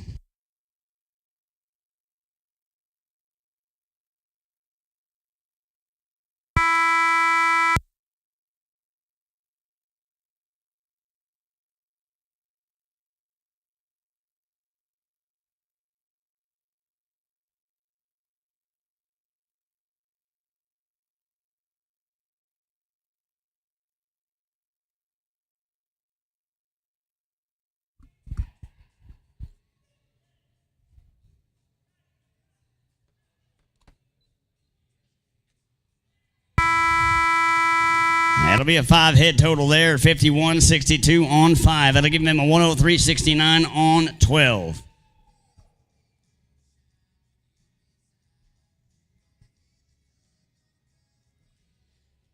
Geraldo Jr. Leal, Addison Bryan, pin 2. Cattle are ready. 8. 8, your count number is 8.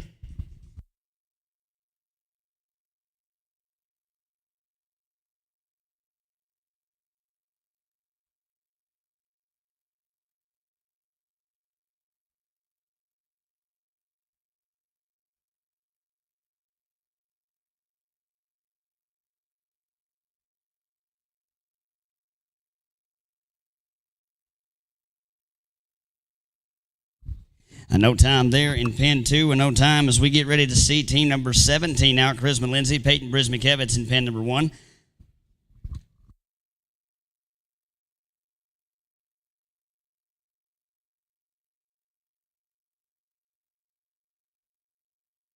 There is a cutoff to advance, 78-74 on 8 head. 78-74 on 8 head. Pin number 1, flag is up. 9. 9, your count number is 9.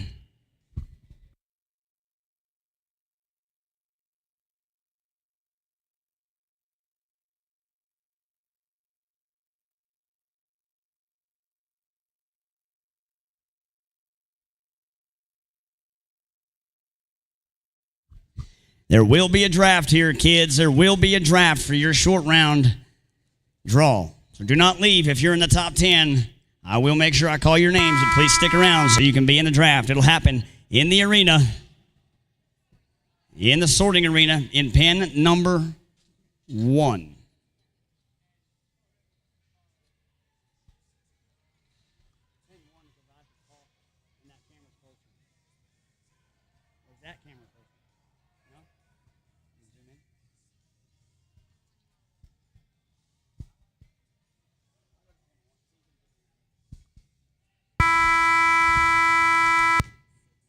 $33.76 on 6. $33.76 on 6.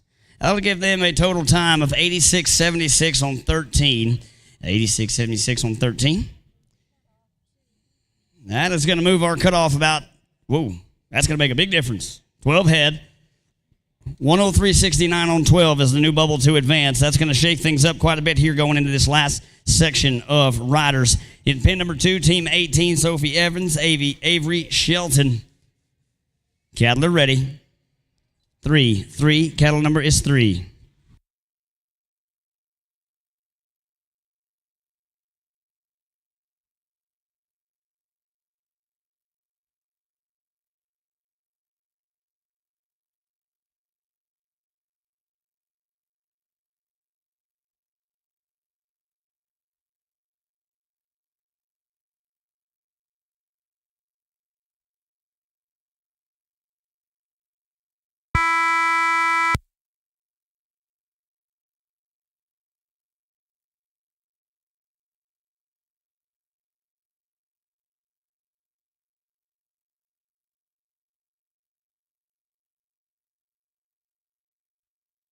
No time there in pin 2 as we go back to pin 1, team 19, Shaylee DeWitt, Callie Brookshire.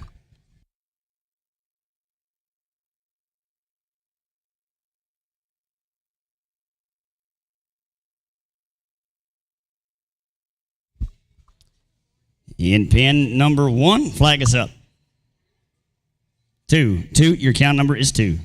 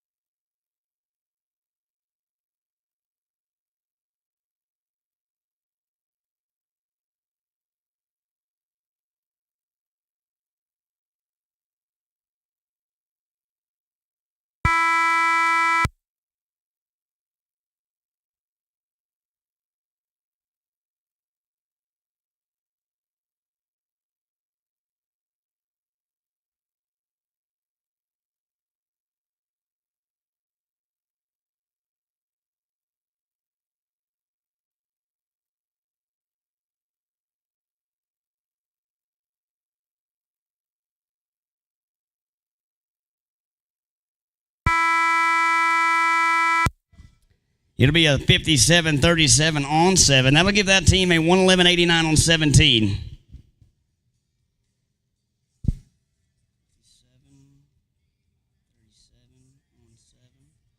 Up now in pin number 2, team number 20, Eduardo Andreas Leal, Caden Deason.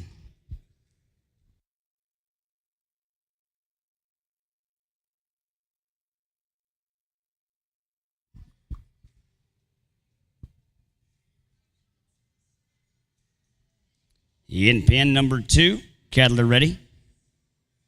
1. Cattle number is 1. In pin 1, we'll be looking for Charisma Lindsay, Tessa Rennie. On deck will be team number 23, Tucker Field, Hunter Brismickevitz. And in the hole, team number 25, Caden Deason, Brooke Mitchell. On deck in pen 2, team 22, Addison Bryan, Ray Ecto. In the hole, team 24, Avery Shelton, Eduardo Leal. A no time there for team number 20. Team 21, Charisma Lindsay, Tessa Rennie, you're up in pen 1.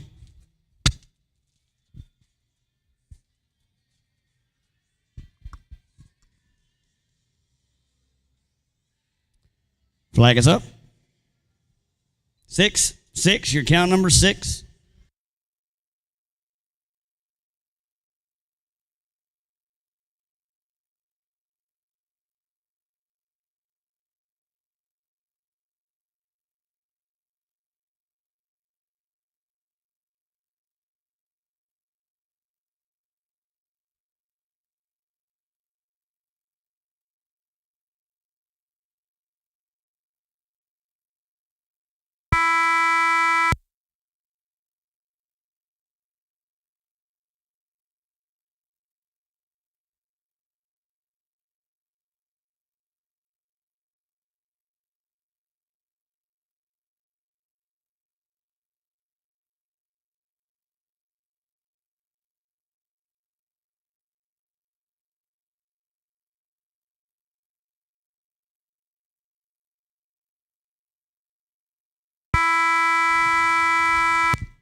That'll be a 7 head total there, 50 and 97 on 7. That'll give them a 93-19 on 16 head.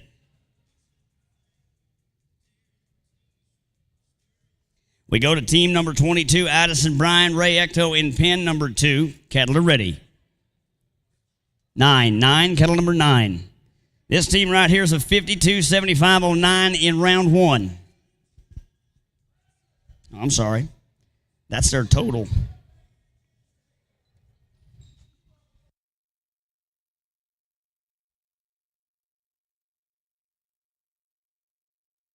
Ain't no time there for Addison and Ray. Team number 23, Tucker Field, Hunter Brismickevitz, you're up in pin number 1.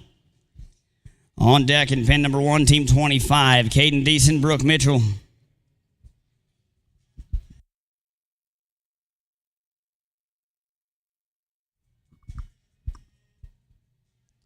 Pin number 1, flag is up.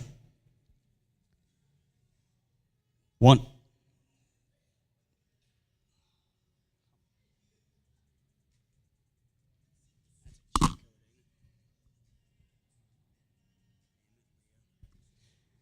Flag is up. 1. Cattle numbers 1. On deck in pen 1, team 25, Caden Deason, Brooke Mitchell. In the hole, team 27, Ray Ecto, Tanner Chaplier. In pen 2, Avery Shelton, Eduardo Andreas Leal. You'll be next. And on deck will be team 26, Clay Hunter, Tessa Rennie.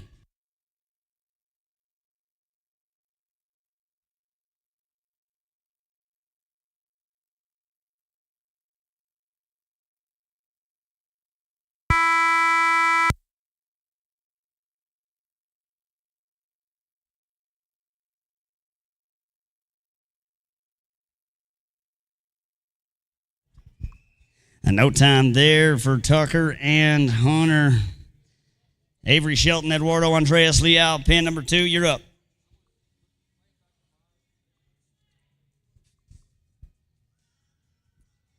Cattle are ready. 4, cattle numbers 4.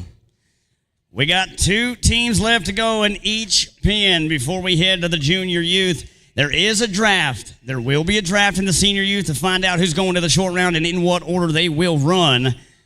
So make sure you guys are sticking around. Wait for me to call your name. We're going to meet down in pen number 1 for the draft and pictures. Draft and pictures will be in pen number 1 immediately following this round.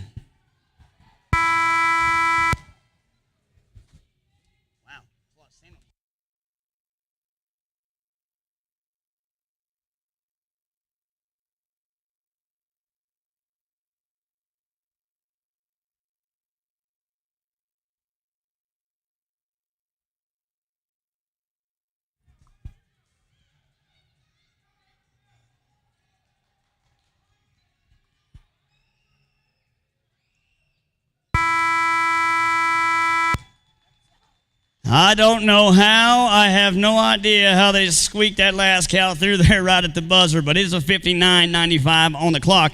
It'll actually be a 53.95 on 9 head. That'll give them a 99.61 on 15 total, and it'll change our bubble to 106.42 on 14 with 3 teams remaining in this round.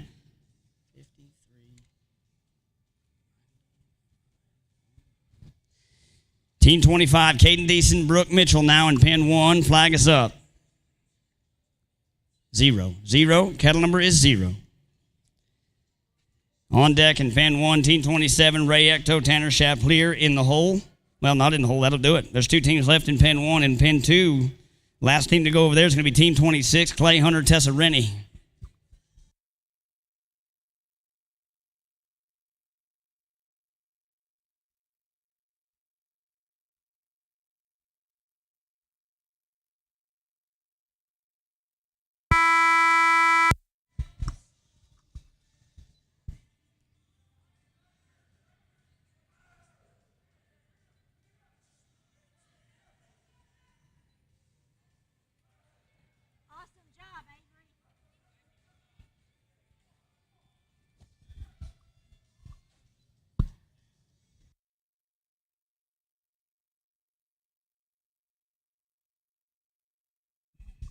And no time there for team number 25. And no time as we get into team 27.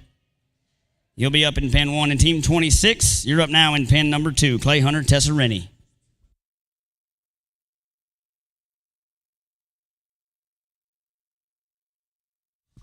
Don't you guys walk out of this arena till you hear me call your names, because we are down to our last 2 teams in pen number 2.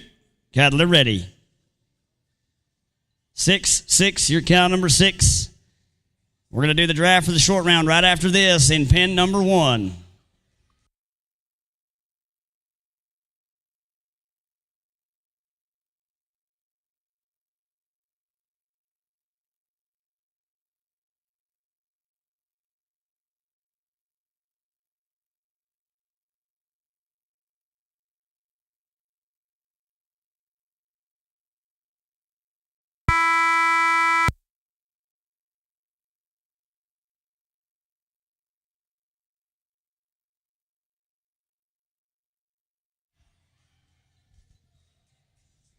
Hey, we'll take doubles. They work. We don't mind them.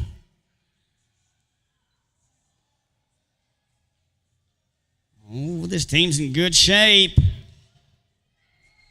Tessa Rennie tried to save the 5 from coming, and the trash got through. It's a no time for team number 26. No time there as we go to team number 27, the final team of round number 2 in the senior youth. Team number 27, Ray Ecto, Tanner Chaplier. Flag is up. 5. Kettle number is 5.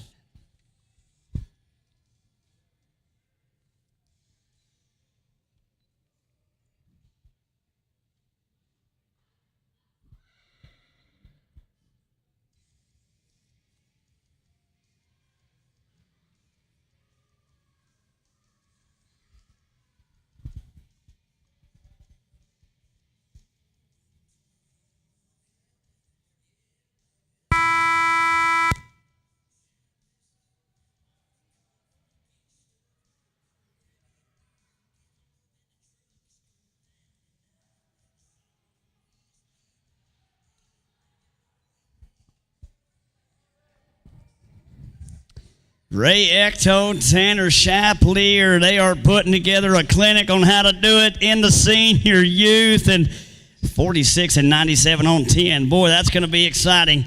They were 46 and 90 on their first run. They're 46 and 97 here. That'll give them a 13 head total there of 93 and 87 on 16. That'll make them in the short round. 97-14 on 14 is what you needed to come back. If I call your name, please stick around. Meet me in sorting pen number 1 for the draft and pictures. Callie Brookshire, Sophie Evans, Shaylee DeWitt.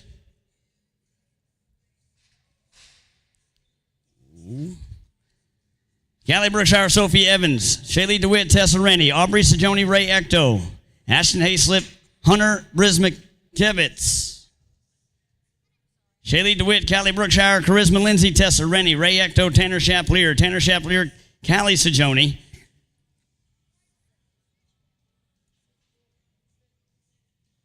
Avery Shelton, Eduardo Andreas Leal, Caden Deason, and Hunter Brismakevitz.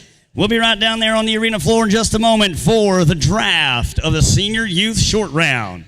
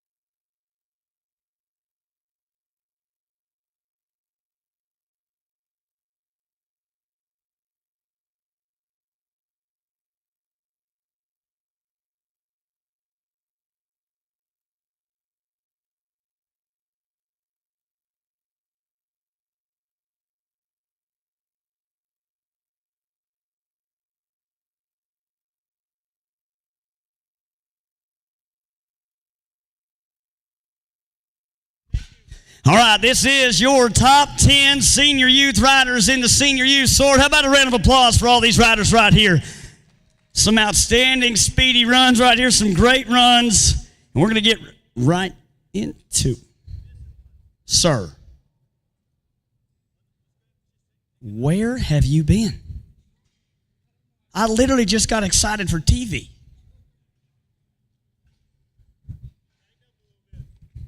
He must be from Florida. He's on a different time zone.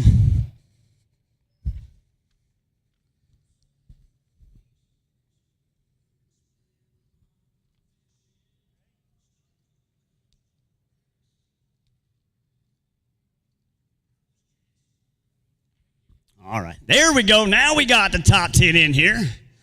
Don't worry, we'll wait on you. We're going to get started right to it with the number 1 team in the draft. No surprise here.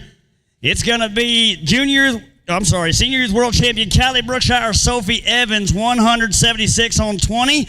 Where you want to go, Callie? 3? She's going to take 3. We'll go to Shaylee DeWitt and Tessa Rennie, 108.44 on 20. What do you guys want? 10. It's a good spot to be. They left it wide open for you. As we go now to Aubrey Sajoni, Ray Ecto, 101.80 on 18. 1 herd. 1. You lost. Whoever said 2, you're out.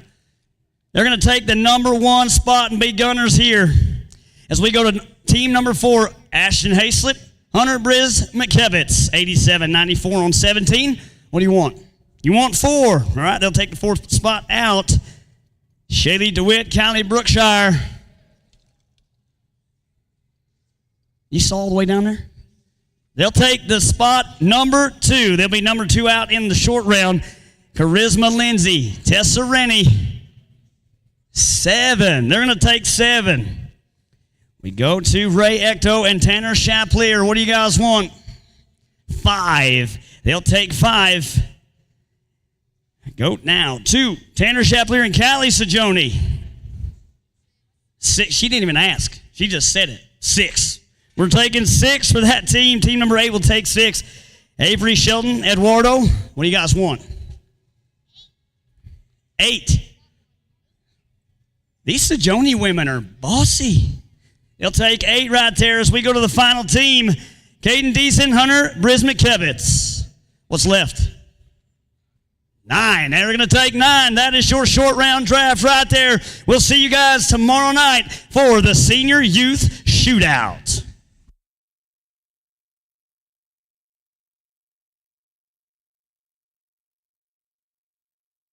USTPA action is back on Equus with all of the excitement and competition of world-class team pinning live from around the USA on the Equus Television Network. Cut one out of the herd. From elite qualifying to the World Finals, Equus Television brings every minute of live team pinning action to your smart TV and streaming live at equustelevision.net and catch encore presentations on demand. Watch USTPA action throughout the season on the Equus Television Network.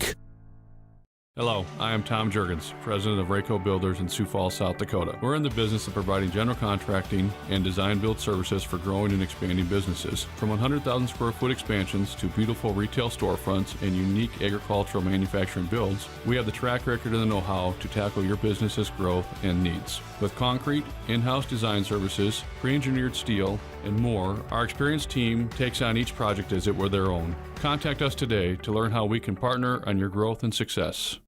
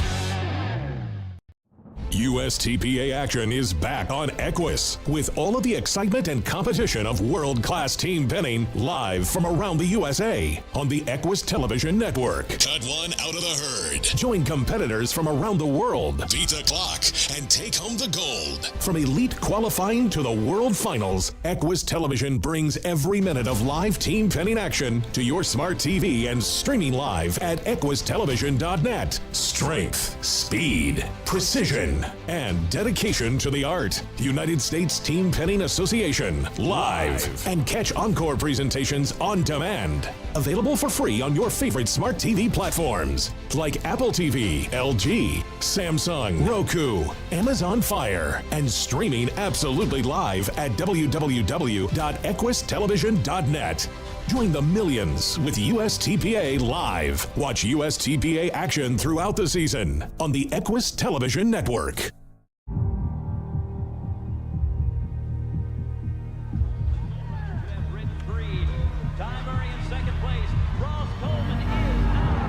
Even though the whistle just blew, 8 seconds is up, we still got to ride. We still got to keep riding and make sure we get a good get off. Where do we reach with our hand? The sky. Towards the sky.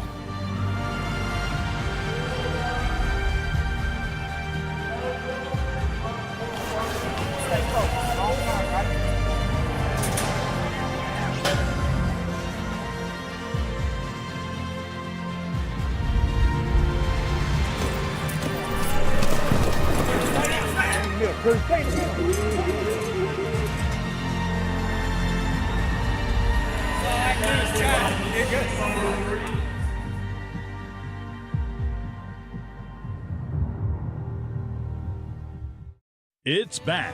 The U.S. Team Penning Association's World Finals, presented by Boot Barn, Sunday, October 23rd through Saturday, October 29th at the Amarillo National Center at the Tri-State Fairgrounds. And on Saturday the 29th, don't miss the USTPA Bull Bash 3. 32 of the best bull riders in the world, matched up against some of the rankest bulls in the country, followed by a live concert with Seth Ward and the Silence.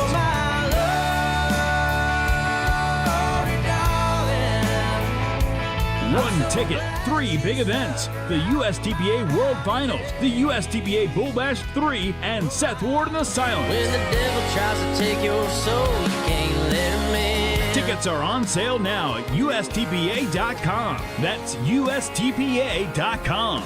Don't miss the USTPA World Finals, presented by Boot Barn, Sunday, October 23rd through Saturday, October 29th, with the USTPA Bull Bash 3 and Seth Ward and the Silence, Saturday, October 29th.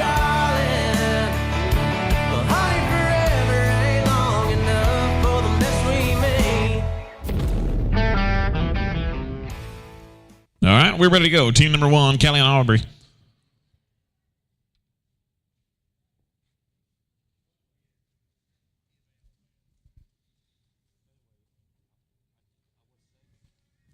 Cattle ready, flags up. 1, the cattle number 1, number 1.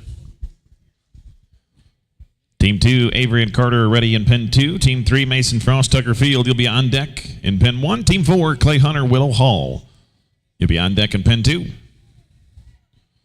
24 teams in go round number 1.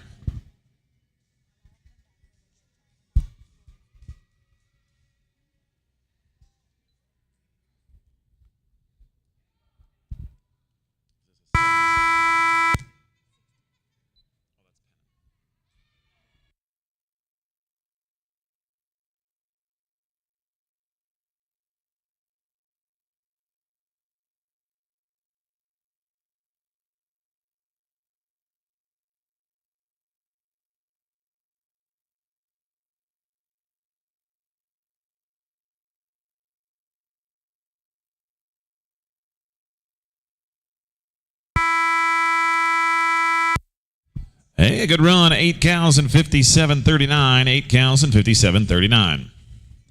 Pen 2, Avery Shelton, Carter Brunschmidt. Flags up. 0, cattle number 0, number 0.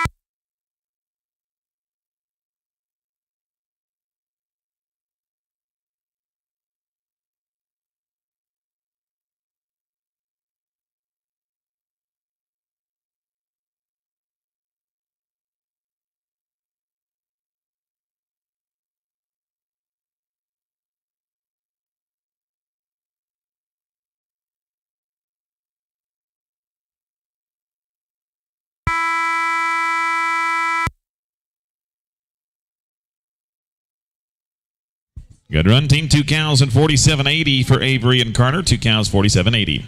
Team 3, Mason and Tucker.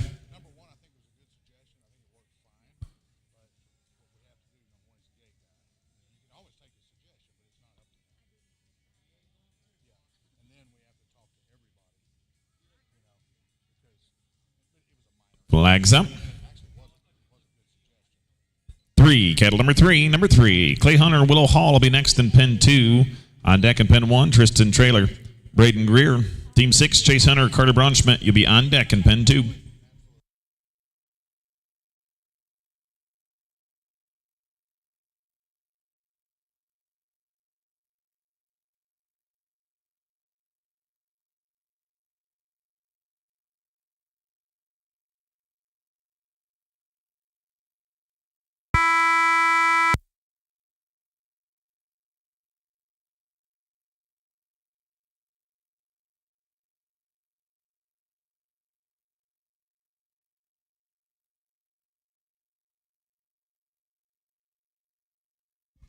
Thank you, team. No time.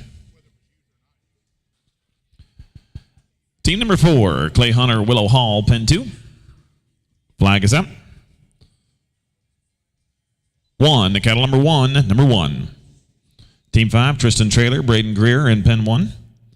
Team 6, Chase Hunter, Carter Braunschmidt on deck in pen 2. Team 7, Callie Sajoni, Tucker Field. You'll be on deck in pen 1.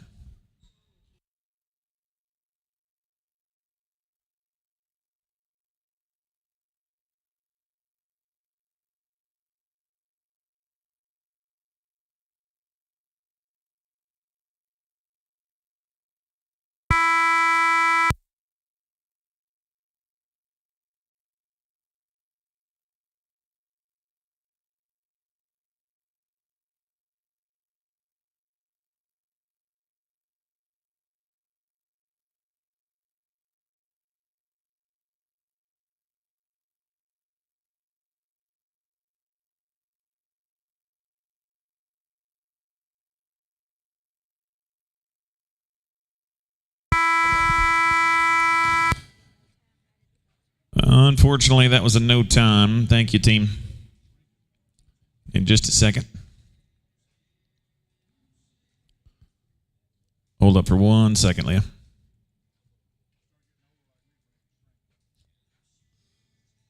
All right, now we're ready. Team 5, Tristan and Braden. Pen 1, flags up.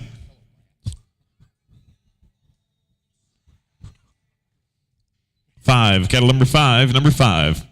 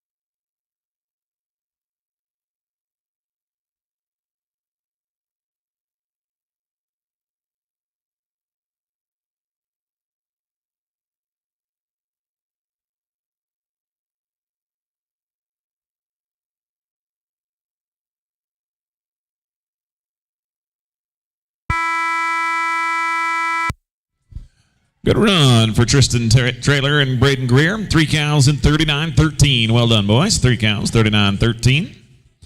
Team number 6, Chase Hunter, Carter Braunschmidt, pen 2. Flag is up. 8, cattle number 8. Number 8.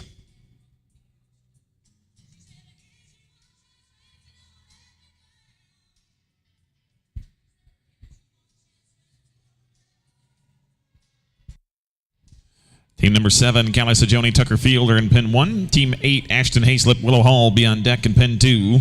Team 9, Clay Hunter, Aubrey Sajoni. You'll be on deck in pen 1.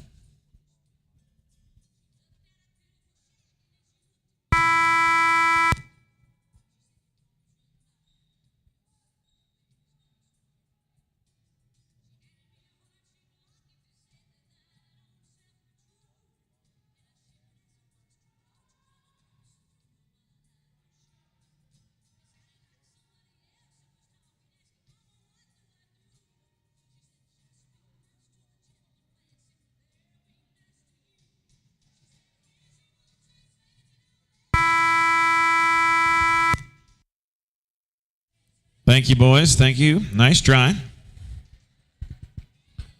Team number 7, Callie Sajoni, Tucker Field, and pen 1. Flag is up. 7, kettle number 7, number 7.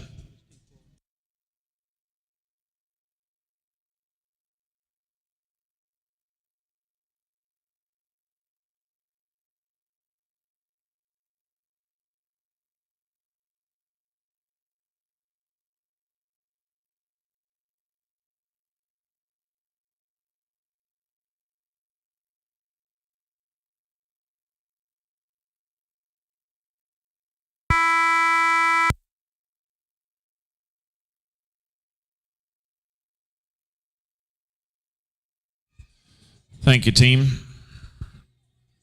No time. Team number 8, Ashlyn Hayslip, Willow Hall will be up next in pen 2. Flag is up. 5, kettle number 5, number 5.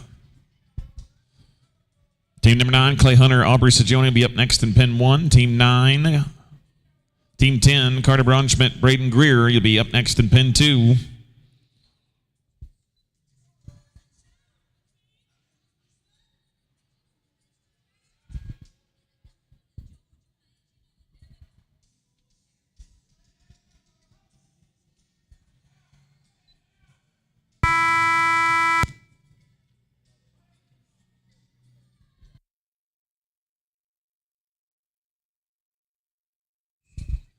Thank you, team.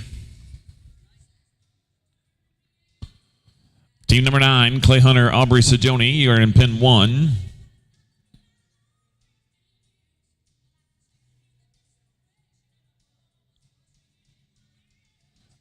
Flag is up.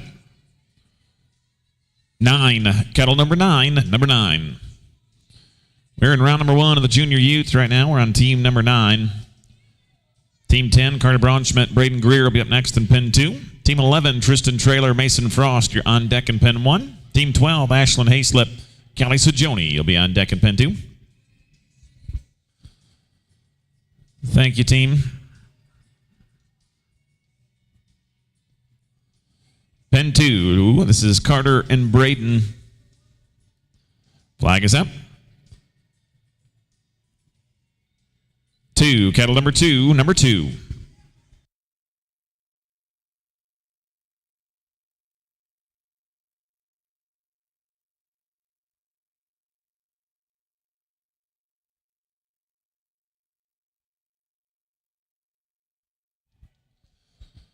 Boys, good effort. That's a good effort. Thank you.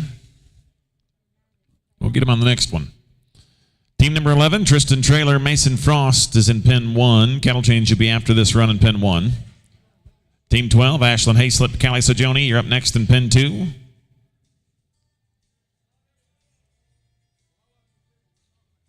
Pin 1, flag is up.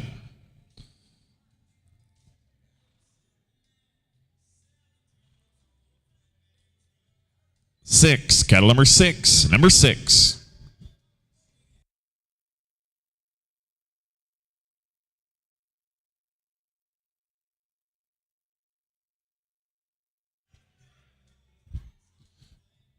Callie, you're up in pin 2, sweetheart.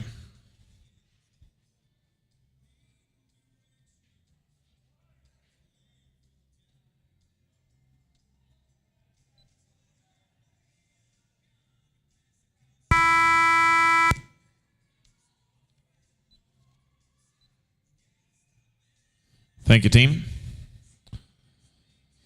Team 12, Ashlyn Hayslip, Callie Sajoni in pin 2.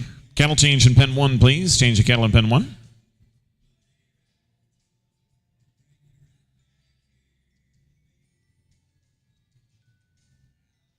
She's coming. She's changing horses.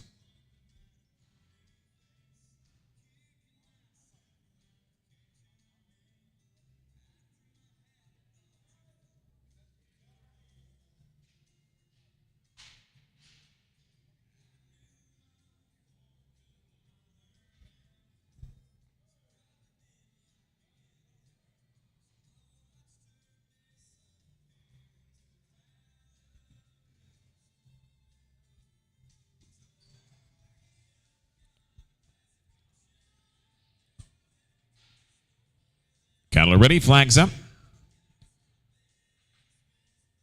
9. Cattle number 9. Number 9.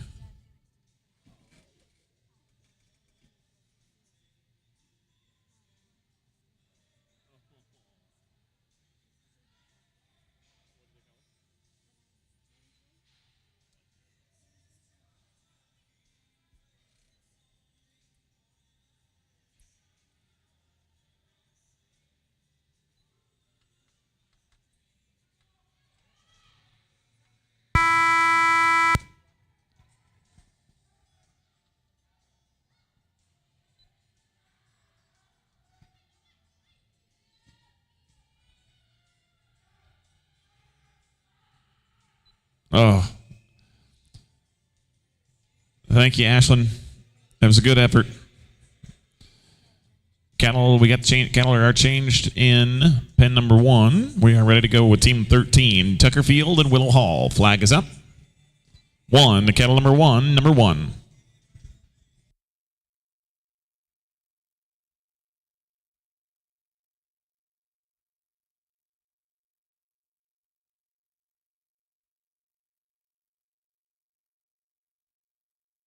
Team 14, Avery Shelton and Clay Hunter, you're up in pen 2. Team 15, Aubrey Sajoni and Ashton Hayslip.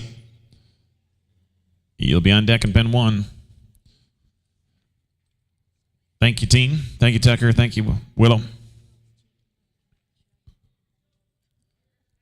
Team 14 will be Avery Shelton and Clay Hunter. Team 15, Aubrey Sajoni, Ashton Hayslip. You'll be up in pen 1. Team 16, Mason Frost and Braden Greer. You'll be on deck.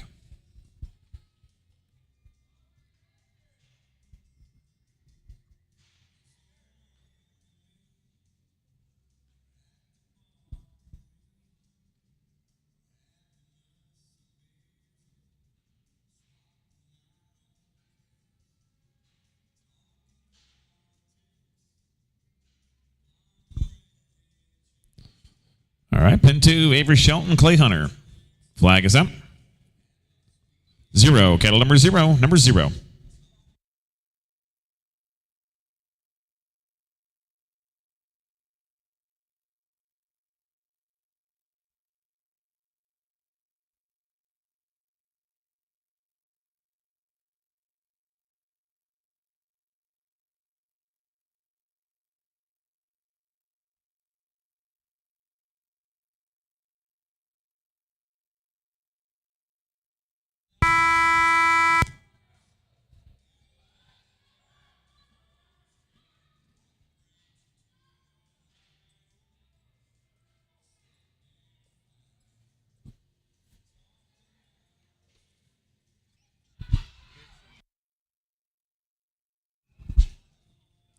Thank you, team. Team 15, Aubrey Sajoni, Ashton Hayslip. You're up next in pen 1. Team 16, Mason and Braden. You'll be on deck in pen 2. Pen 1. Flag is up. 5, cattle number 5, number 5.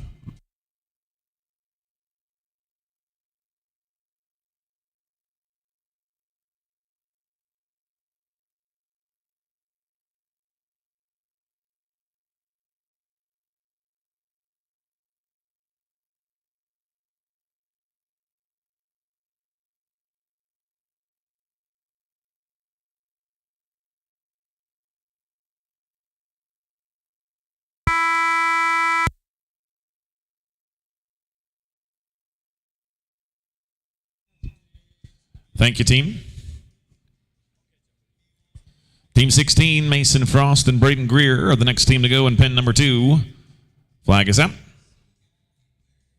9, cattle number 9, number 9. 17, Chase Hunter, Clay Hunter. You'll be up next in pen 1. Team 18, Aubrey Sajoni, Avery Shelton. You'll be on deck in pen 2. Team 19, Tristan Trailer, and and Willow Hall. You'll be on deck in pen 1. Thank you, team. It'll be in no time.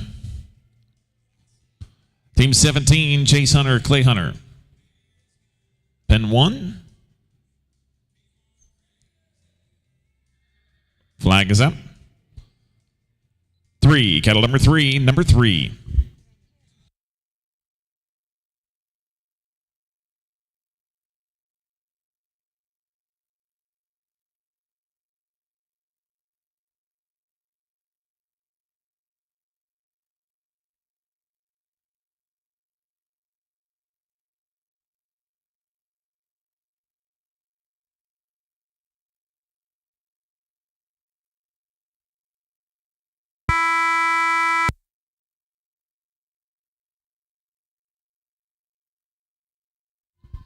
Pen 2 is going to be Aubrey Sajoni and Avery Shelton.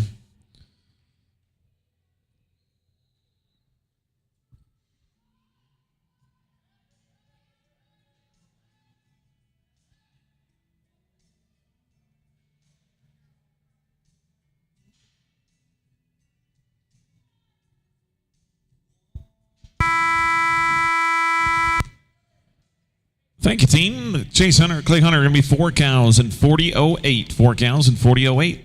Team 18, Aubrey and Avery in Pen 2.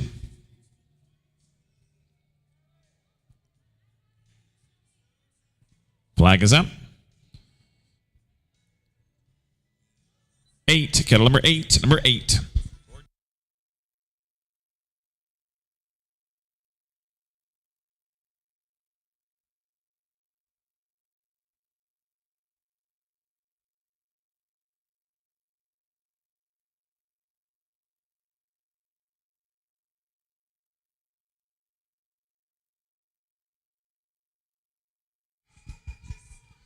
Team 19 is in. Team 20, Mason Frost, Clay Hunter. You'll be on deck in Pen 2. 21, Carter Brown, Schmidt, Tucker Field. You're on deck in Pen 1.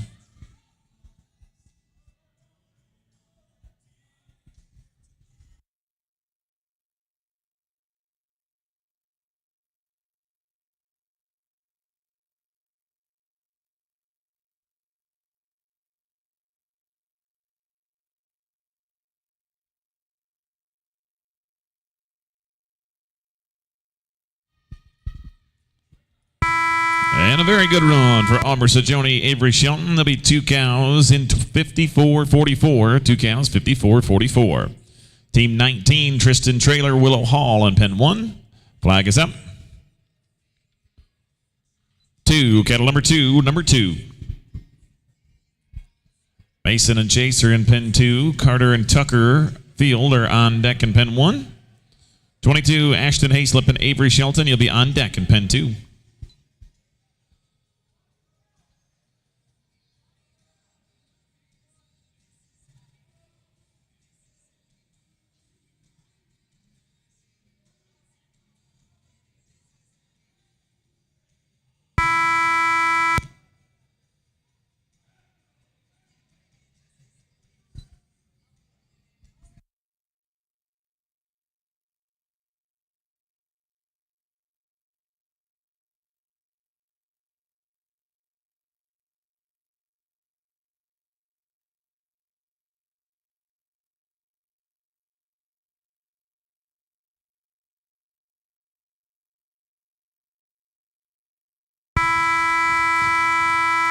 Thank you, team. Be no time for team no time for team 19.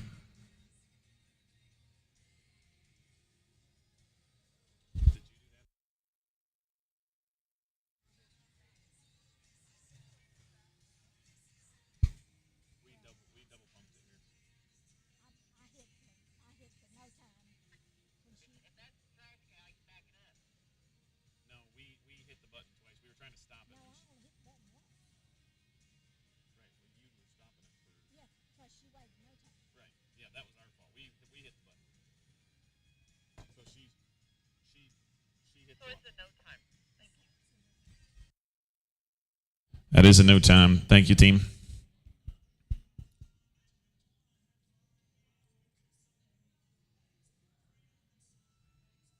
Jordan.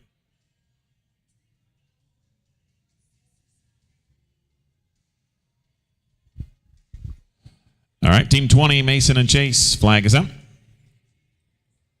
5, cattle number 5, number 5.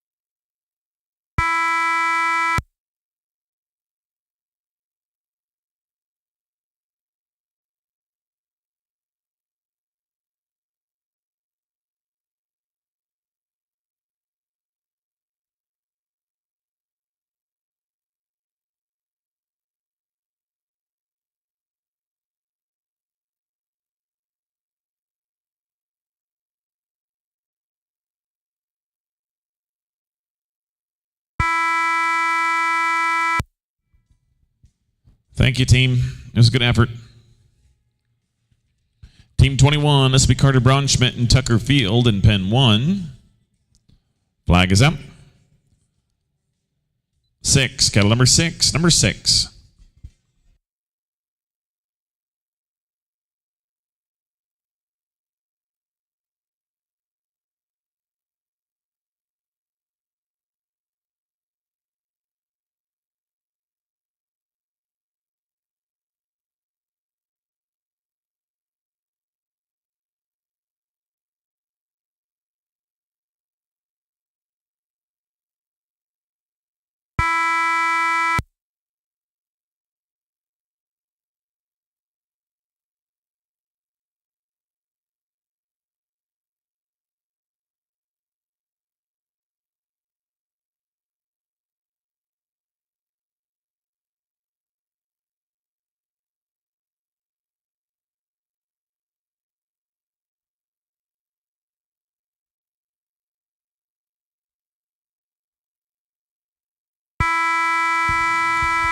Well done, boys. Well done. A 54 and 14 on 2. 54 and 14 on 2 for Carter and Tucker.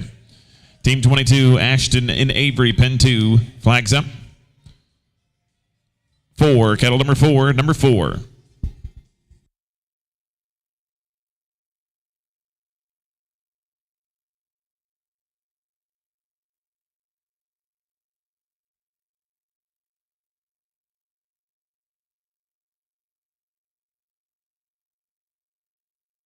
Thank you, team. Be in no time. Team 23, Braden Greer, Chase Hunter are in pen number 1.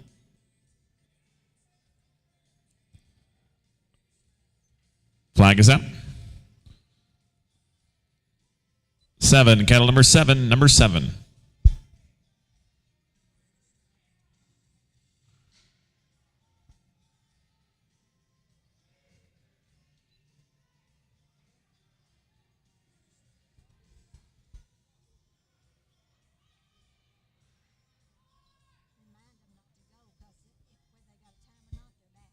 Just a reminder to all of our junior riders that this is 2 full go rounds, so you will run again, whether or not you had no time in round 1 or not.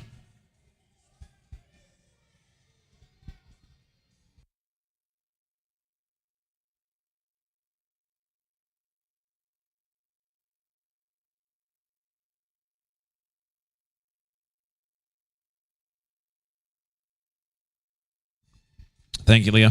No time for Team 23.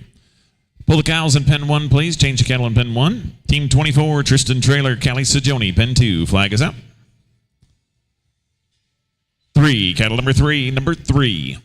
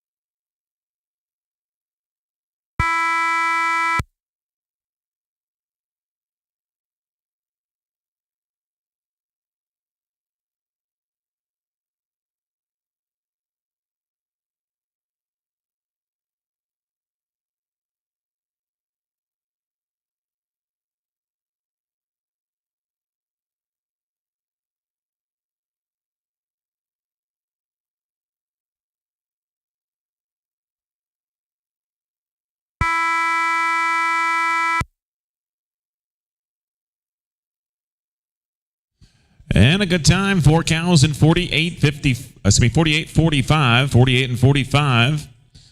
All right, give us just a second. We'll reverse order for round number 2. Every team will come back.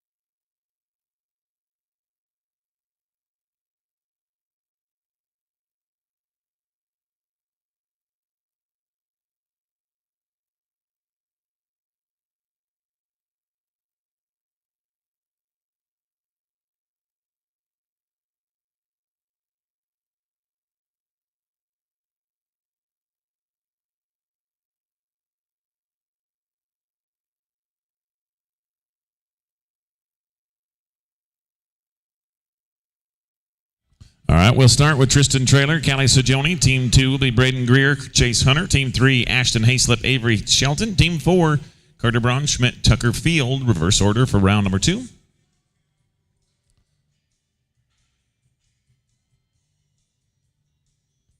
Cattle are ready. Flags up. 7. Cattle number 7. Number 7.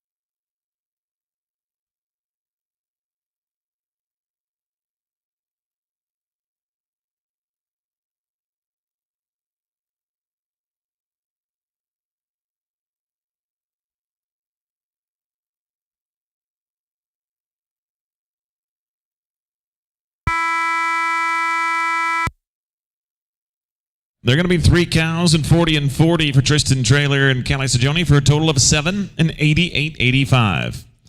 All right, team number 2, Braden Greer, Chase Hunter. Oh, they're waiting on the cows. They're coming.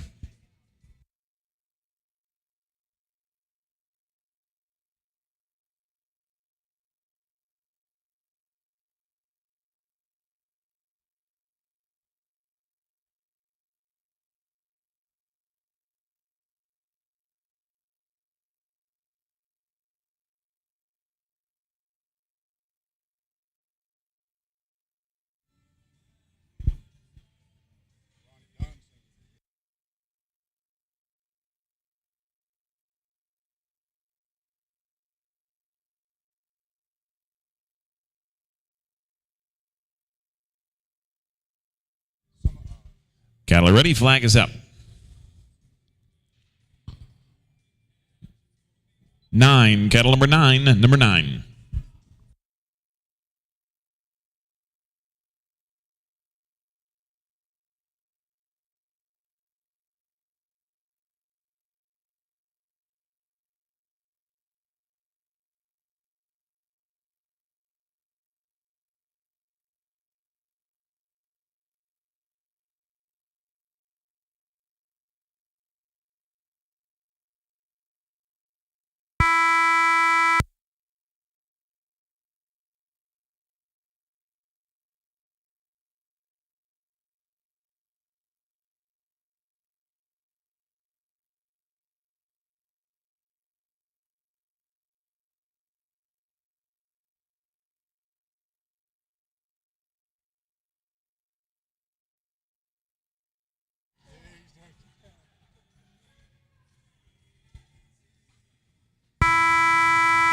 Boys, nice job, Braden and Chase.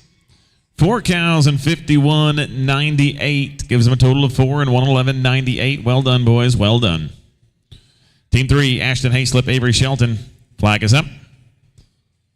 3, cattle number 3, number 3. Team 4, Carter Braun, Schmidt, Tucker Field. You're up next in pen 2.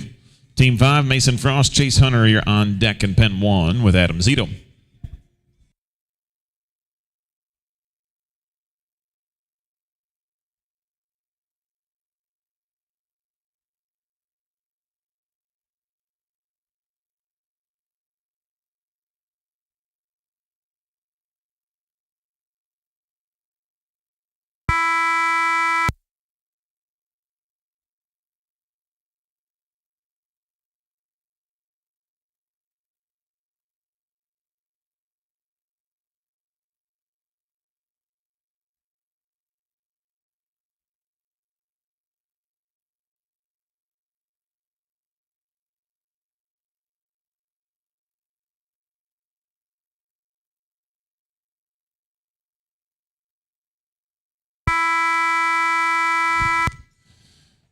Good run for Ashton Hayslip and Avery Shelton, 6 cows. 55.37 for a total of 6 and 115.37. Team 4, Carter Braun, Schmidt, Tucker Field, pin 2. Flag is up. 4. Cattle number 4, number 4. Mason Frost and Chase Hunter will be up next in pen 1. On deck in pen 2, Tristan Trailer and Willow Hall.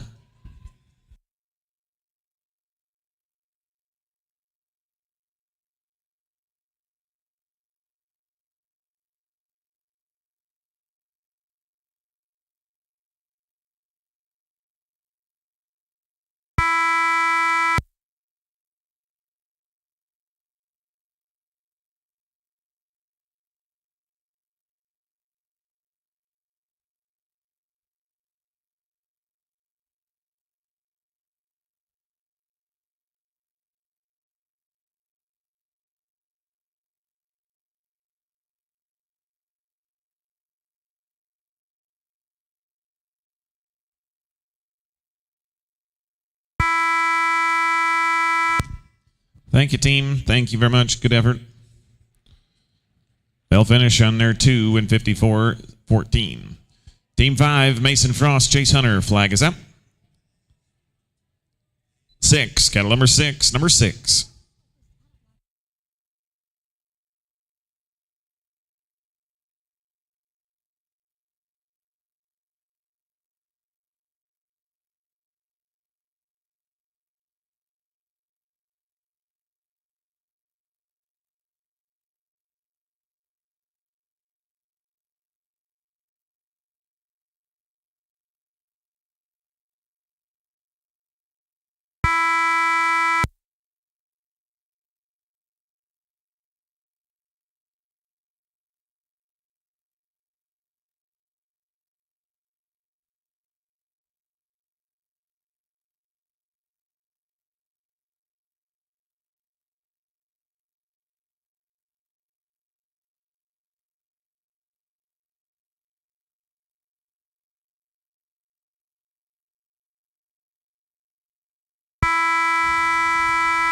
Getting her done in the hole. Well done.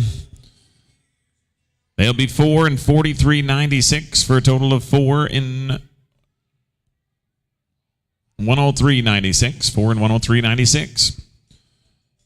Team number 6, Tristan Trailer, Willow Hall. Flag is up. 5, cattle number 5, number 5.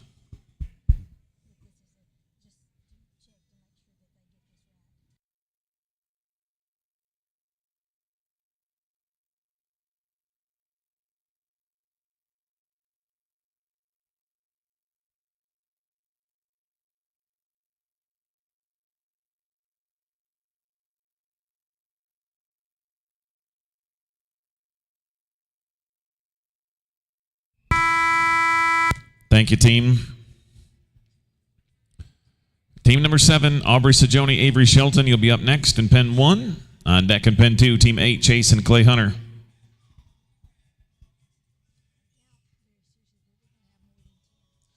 Cattle are ready. Flags up.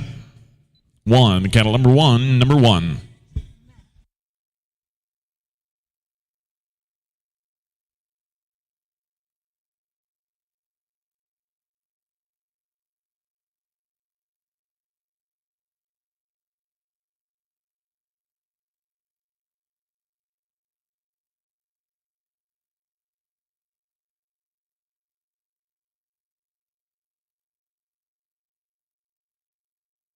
Thank you, team. No time. Team number 8, Chase Hunter, Clay Hunter. Flag is up. 2, cattle number 2, number 2.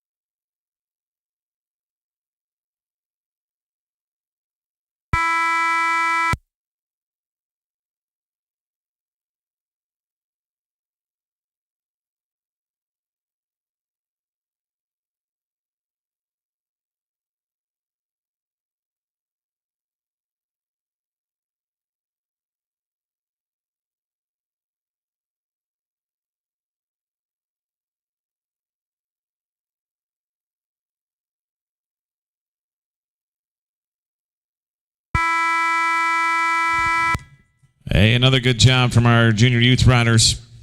6 cows, 47.40 for Chase and Clay Hunter. Gives them a total of 10 and 87.48. 10 and 87.48. They'll be the new leaders. Team number 9, Mason and Braden. Flag is up. 9, cattle number 9, number 9.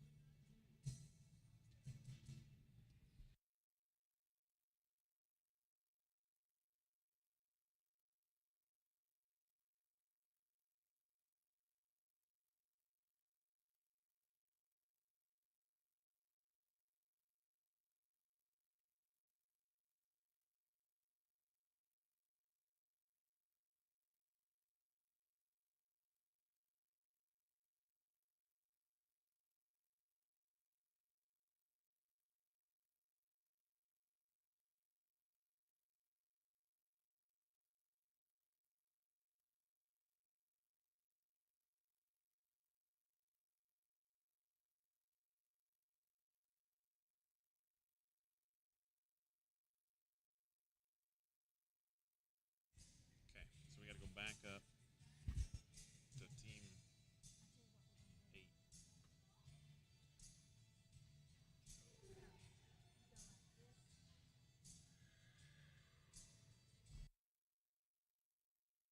Hold your flag for just 1 second. We got to get in the right.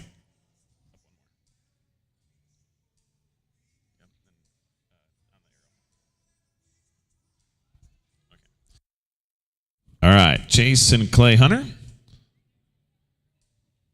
Flags up. 2, cattle number 2, number 2.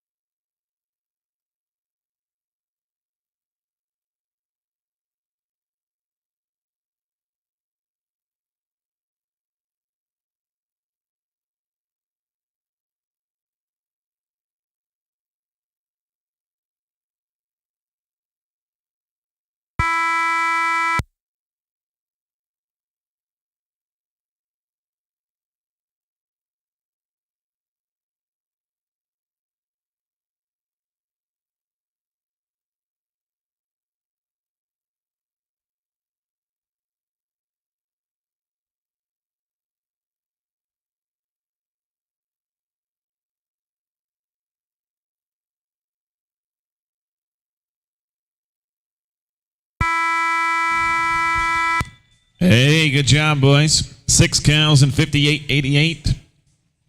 Gives them a total of 10 and 98.66. 10 and 98.66 in 1 second.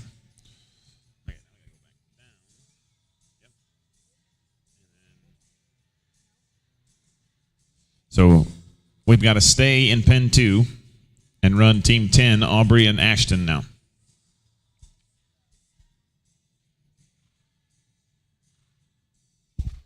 Team 11, Avery Shelton, Clay Hunter will be up next in pen 1.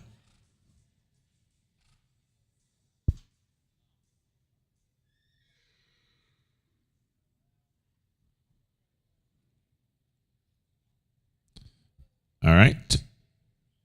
Pen 2, flags up. 0, cattle number 0, number 0.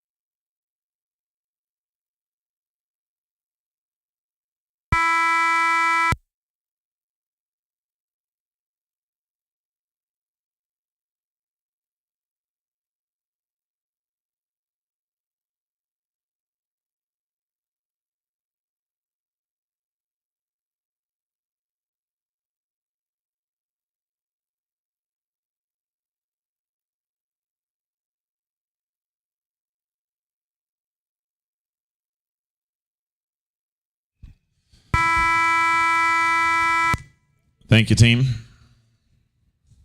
I need 1 second.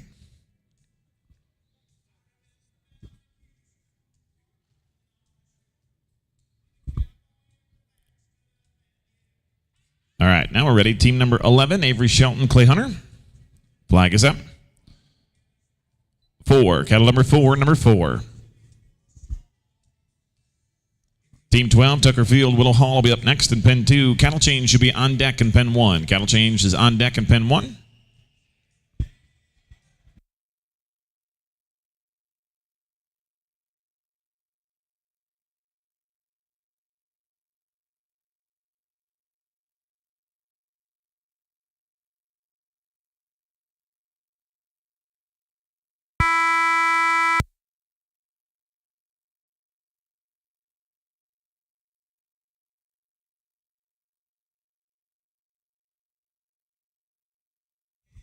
Thank you, team. Change your cattle in pen 1, please. Change the cattle in pen 1. Team 12, Tucker Field and Willow Hall, pen 2. Flag is up. 8, cattle number 8, number 8.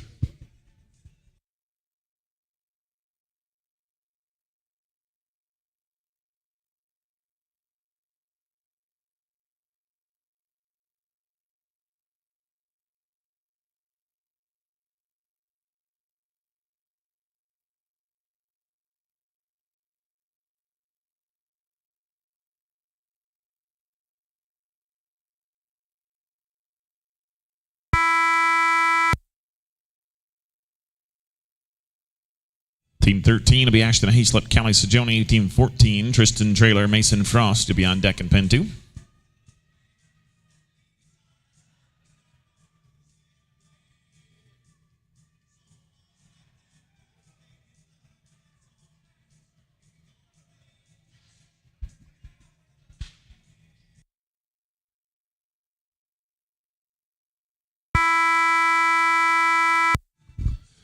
Good run. Thank you, team. 3 cows in 56.78 gives them a total of 3 in 116.78. Thank you, team. Good run. Team 13, this will be Ashton Hayslip and Callie Sajoni in pen 1. Team 14, Tristan Trailer, Mason Frost to be on deck in pen 2. He'll be up next in pen 2, excuse me. 15, Carter Braunschmidt, Braden Greer, you are on deck in pen 1.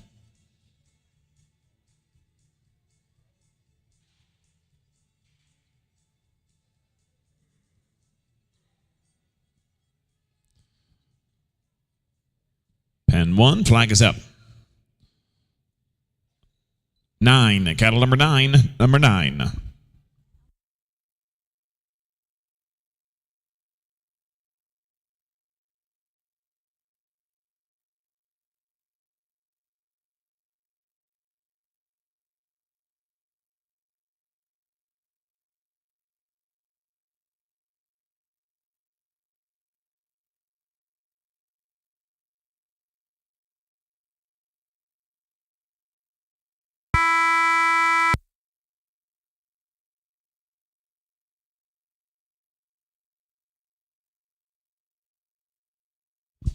Thank you, team.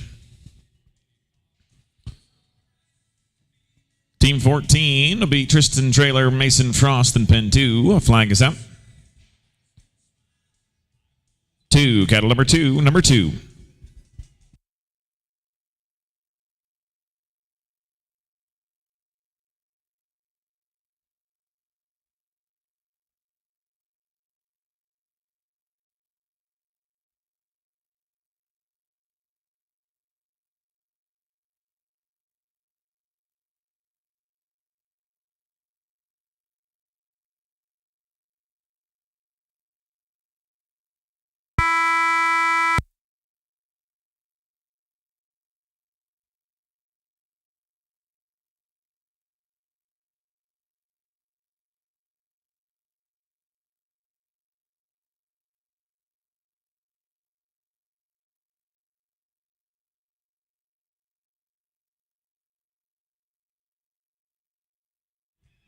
Oh, man. He snuck in behind you. Thank you, boys. Team 15, Carter Braunschmidt, Braden Greer in pen 1. Flag is up. 7, cattle number 7, number 7.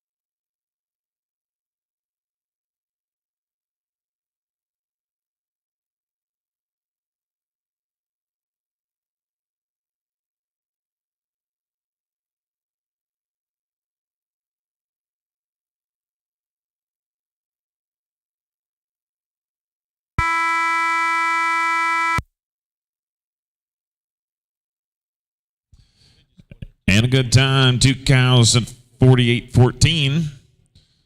Gives them a total of 2 and 108.14. Pen 2, cattle are ready, flags up. 0, cattle number 0, number 0.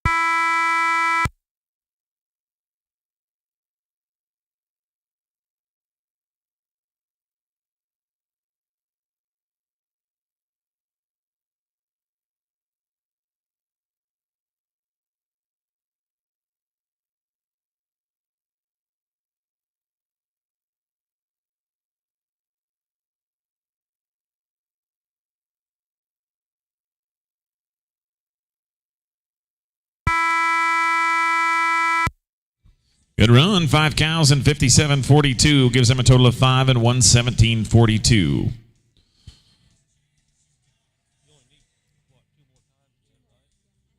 All right. Team number 17, Ashton and Willow. Flag is up. 3, cattle number 3, number 3.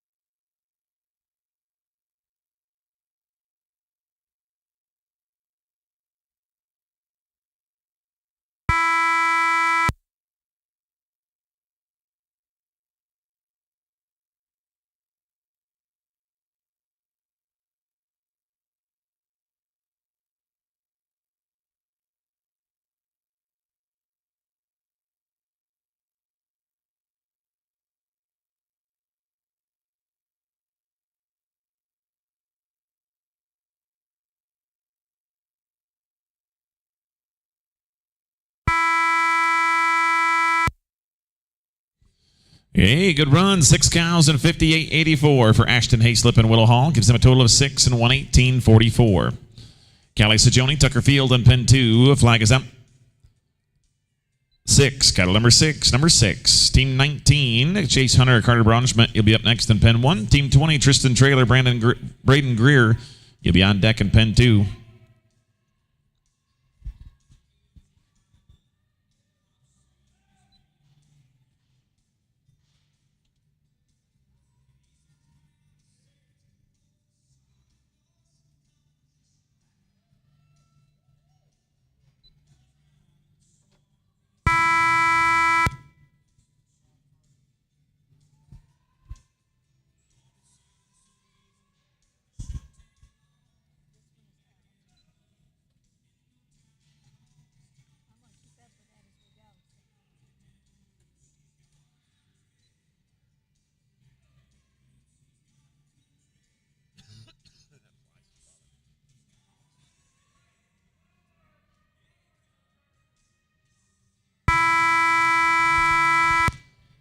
Okay, it's another good run of 4 cows and 48-14. We're on a roll now. 4 cows, 48-14 for a total of 4 and 108-14. Team 19, Chase Hunter and Carter Brunschmidt is next up in pen 1. Flag is up. 1, the cattle number 1, number 1.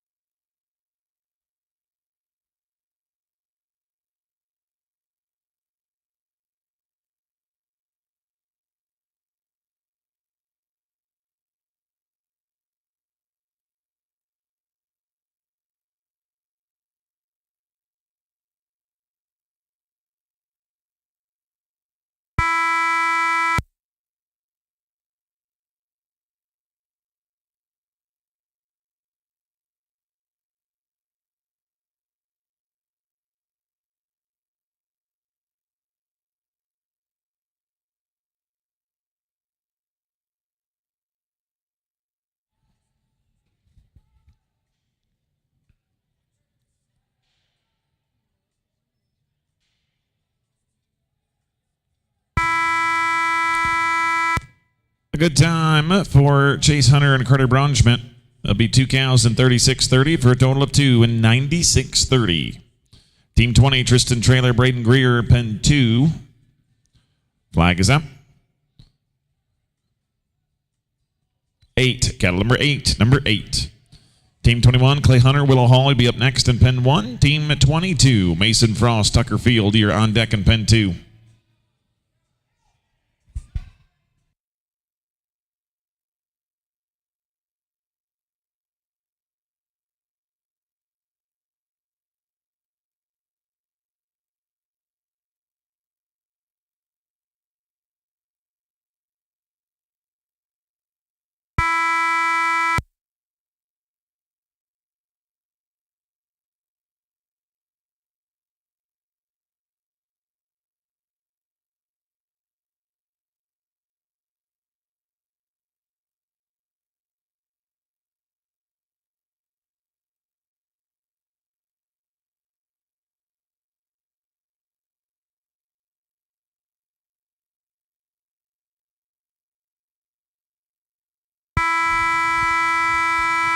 Thank you, team. It's been a pleasure to watch you.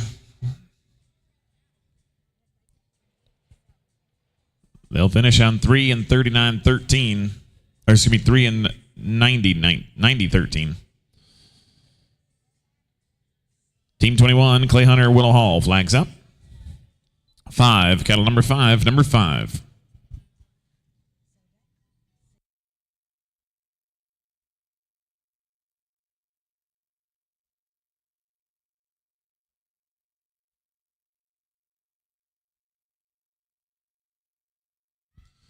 Team 22, Mason and Tucker are in pen 2. Team 23, Avery Shelton, Carter Brunschmidt, you'll be on deck.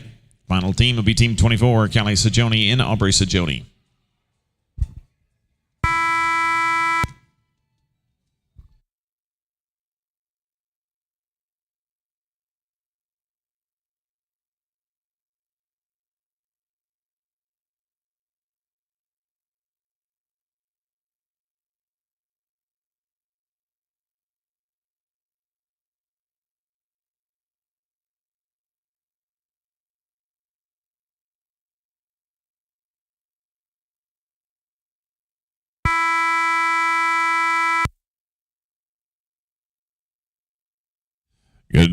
Good run, 4 cows and 53.93 gives them a total of 4 and 113.83. Team 22, Mason Frost, Tucker Field, pen 2, flag is up. 5, cattle number 5, number 5.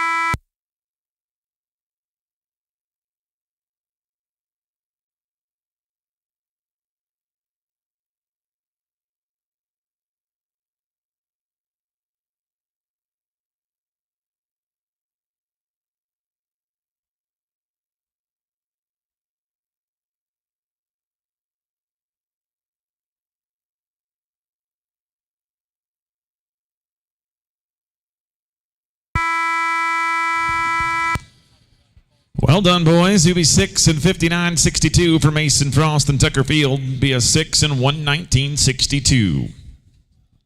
Team 23, Avery Shelton, Carter Braunschmidt. Flag is up. 8, cattle number 8, number 8.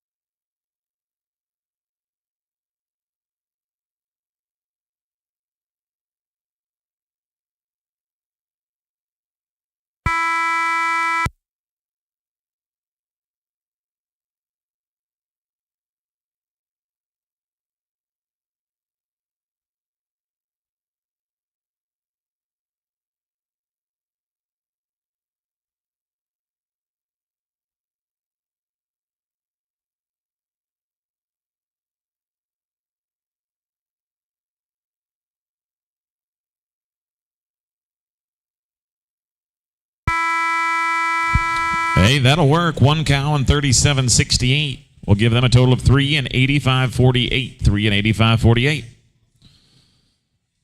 Team 24, this is Callie Sajoni and Aubrey Sajoni. They come in with 8. Flag is up.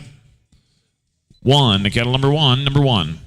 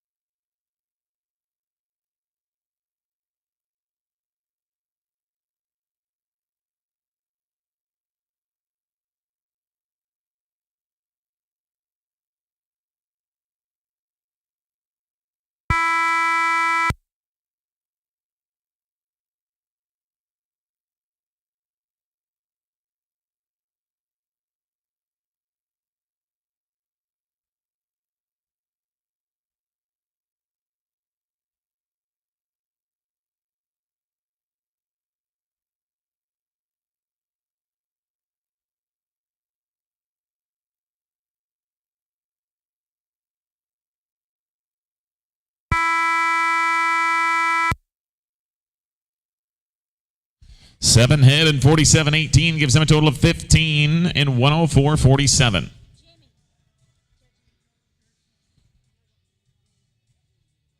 So there'll be some confusion on the draw monitor. There is a 4-header that was a no time in pen 1 that is going to get trumped by a 3-header who had a 2 and a 1, 2-header in round 1 and a 1 in round 2. That team that sorted cattle on both rounds 1 and 2 is going to trump the 4-header that was only on 1 round. So, if you're looking at your draw monitor and you say we had 4 and there's a 3-header in there, that is why.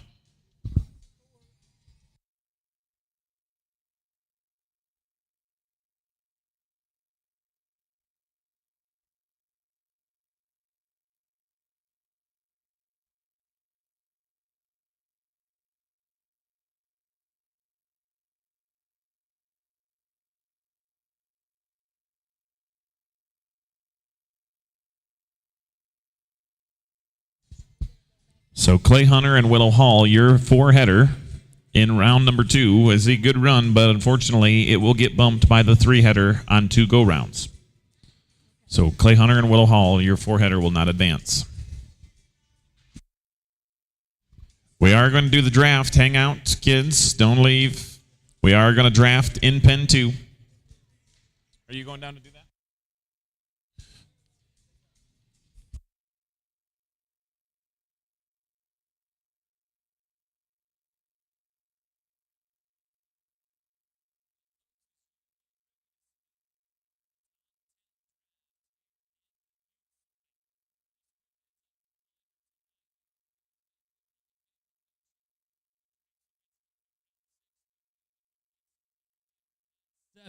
Looking forward to seeing everybody there. So don't go far. We have got our awards banquet and our Hall of Fame induction tonight at 7.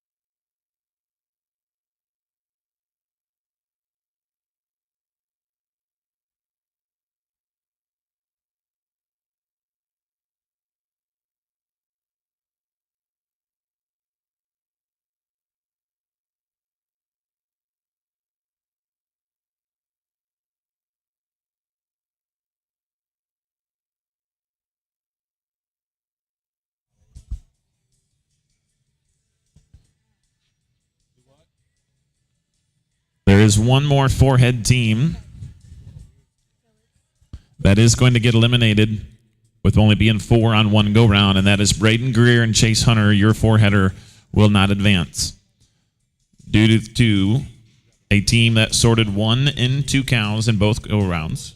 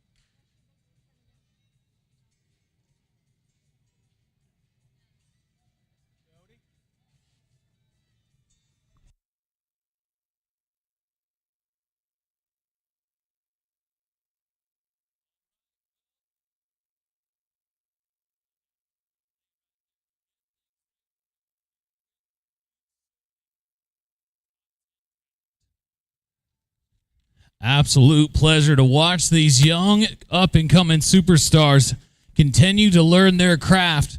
And we have got some good ones in this arena right now, that is for sure. So just like we did earlier with the other classes, we're going to start with the number 1 team coming back. You're going to have the opportunity to select where in the championship round you get to go.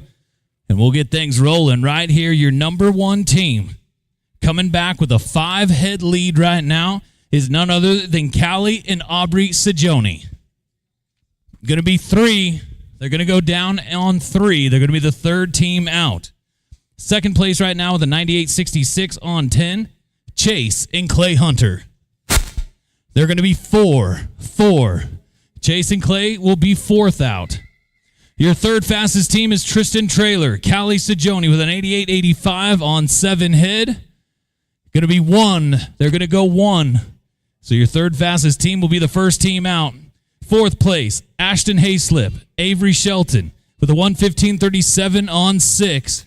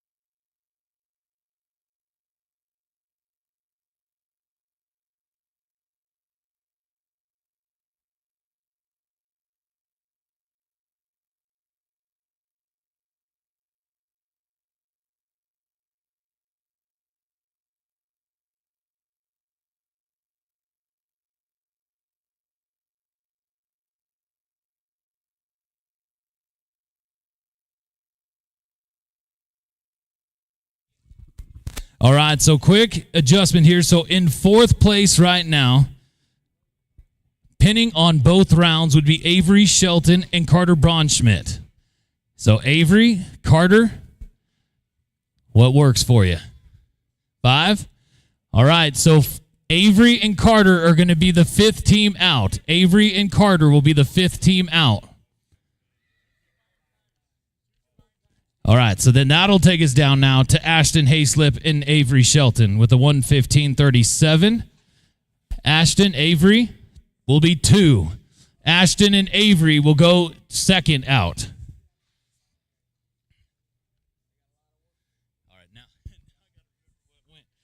All right, then that'll take us down to Ashton Hayslip and Willow Hall with a 1:18.44. Ashton, Willow are going to be 6. Ashton and Willow will be 6. Mason Frost, Tucker Field with a 1:19.62 on 6. Mason, Tucker. All right, Mason and Tucker are going to go 10. Mason and Tucker will go 10. So that'll take us down to Clay Hunter and Aubrey Sajoni. All right, they're going to take 7. They're going to take 7. Mason Frost and Chase Hunter with a 1:03.96.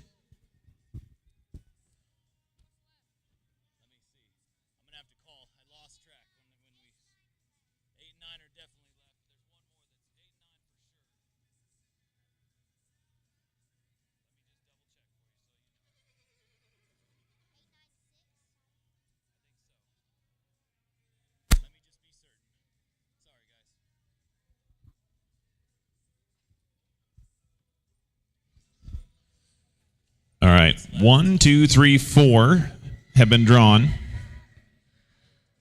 5, 8, and 9 are left. Somebody picked 5, right? Yeah. Yeah, so Avery and Carter had 5. Yep. And then Ashton. Avery and Carter are going to be team 5. So you have 8 and 9 are your last 2 draws left.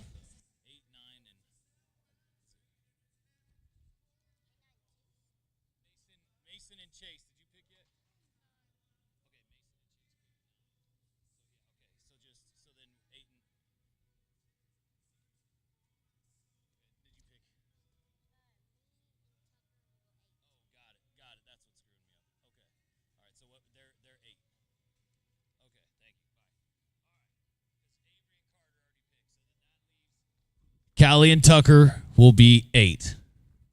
Okay? All right, sorry for the confusion there, guys, but we got it right. All right, that's the most important thing. And the bigger part of the picture is this, ladies and gentlemen, is your top 10 here in the youth. Your top 10 in the youth. It's going to be a fantastic opportunity to watch them work it out for a world championship. Well, folks, all right, that's going to do it here for our first day, a full day of ranch sorting. Remember, folks, we've got our award ceremony, our Hall of Fame induction banquet tonight. The drinks will start at 6:30. We'll get started with dinner at 7.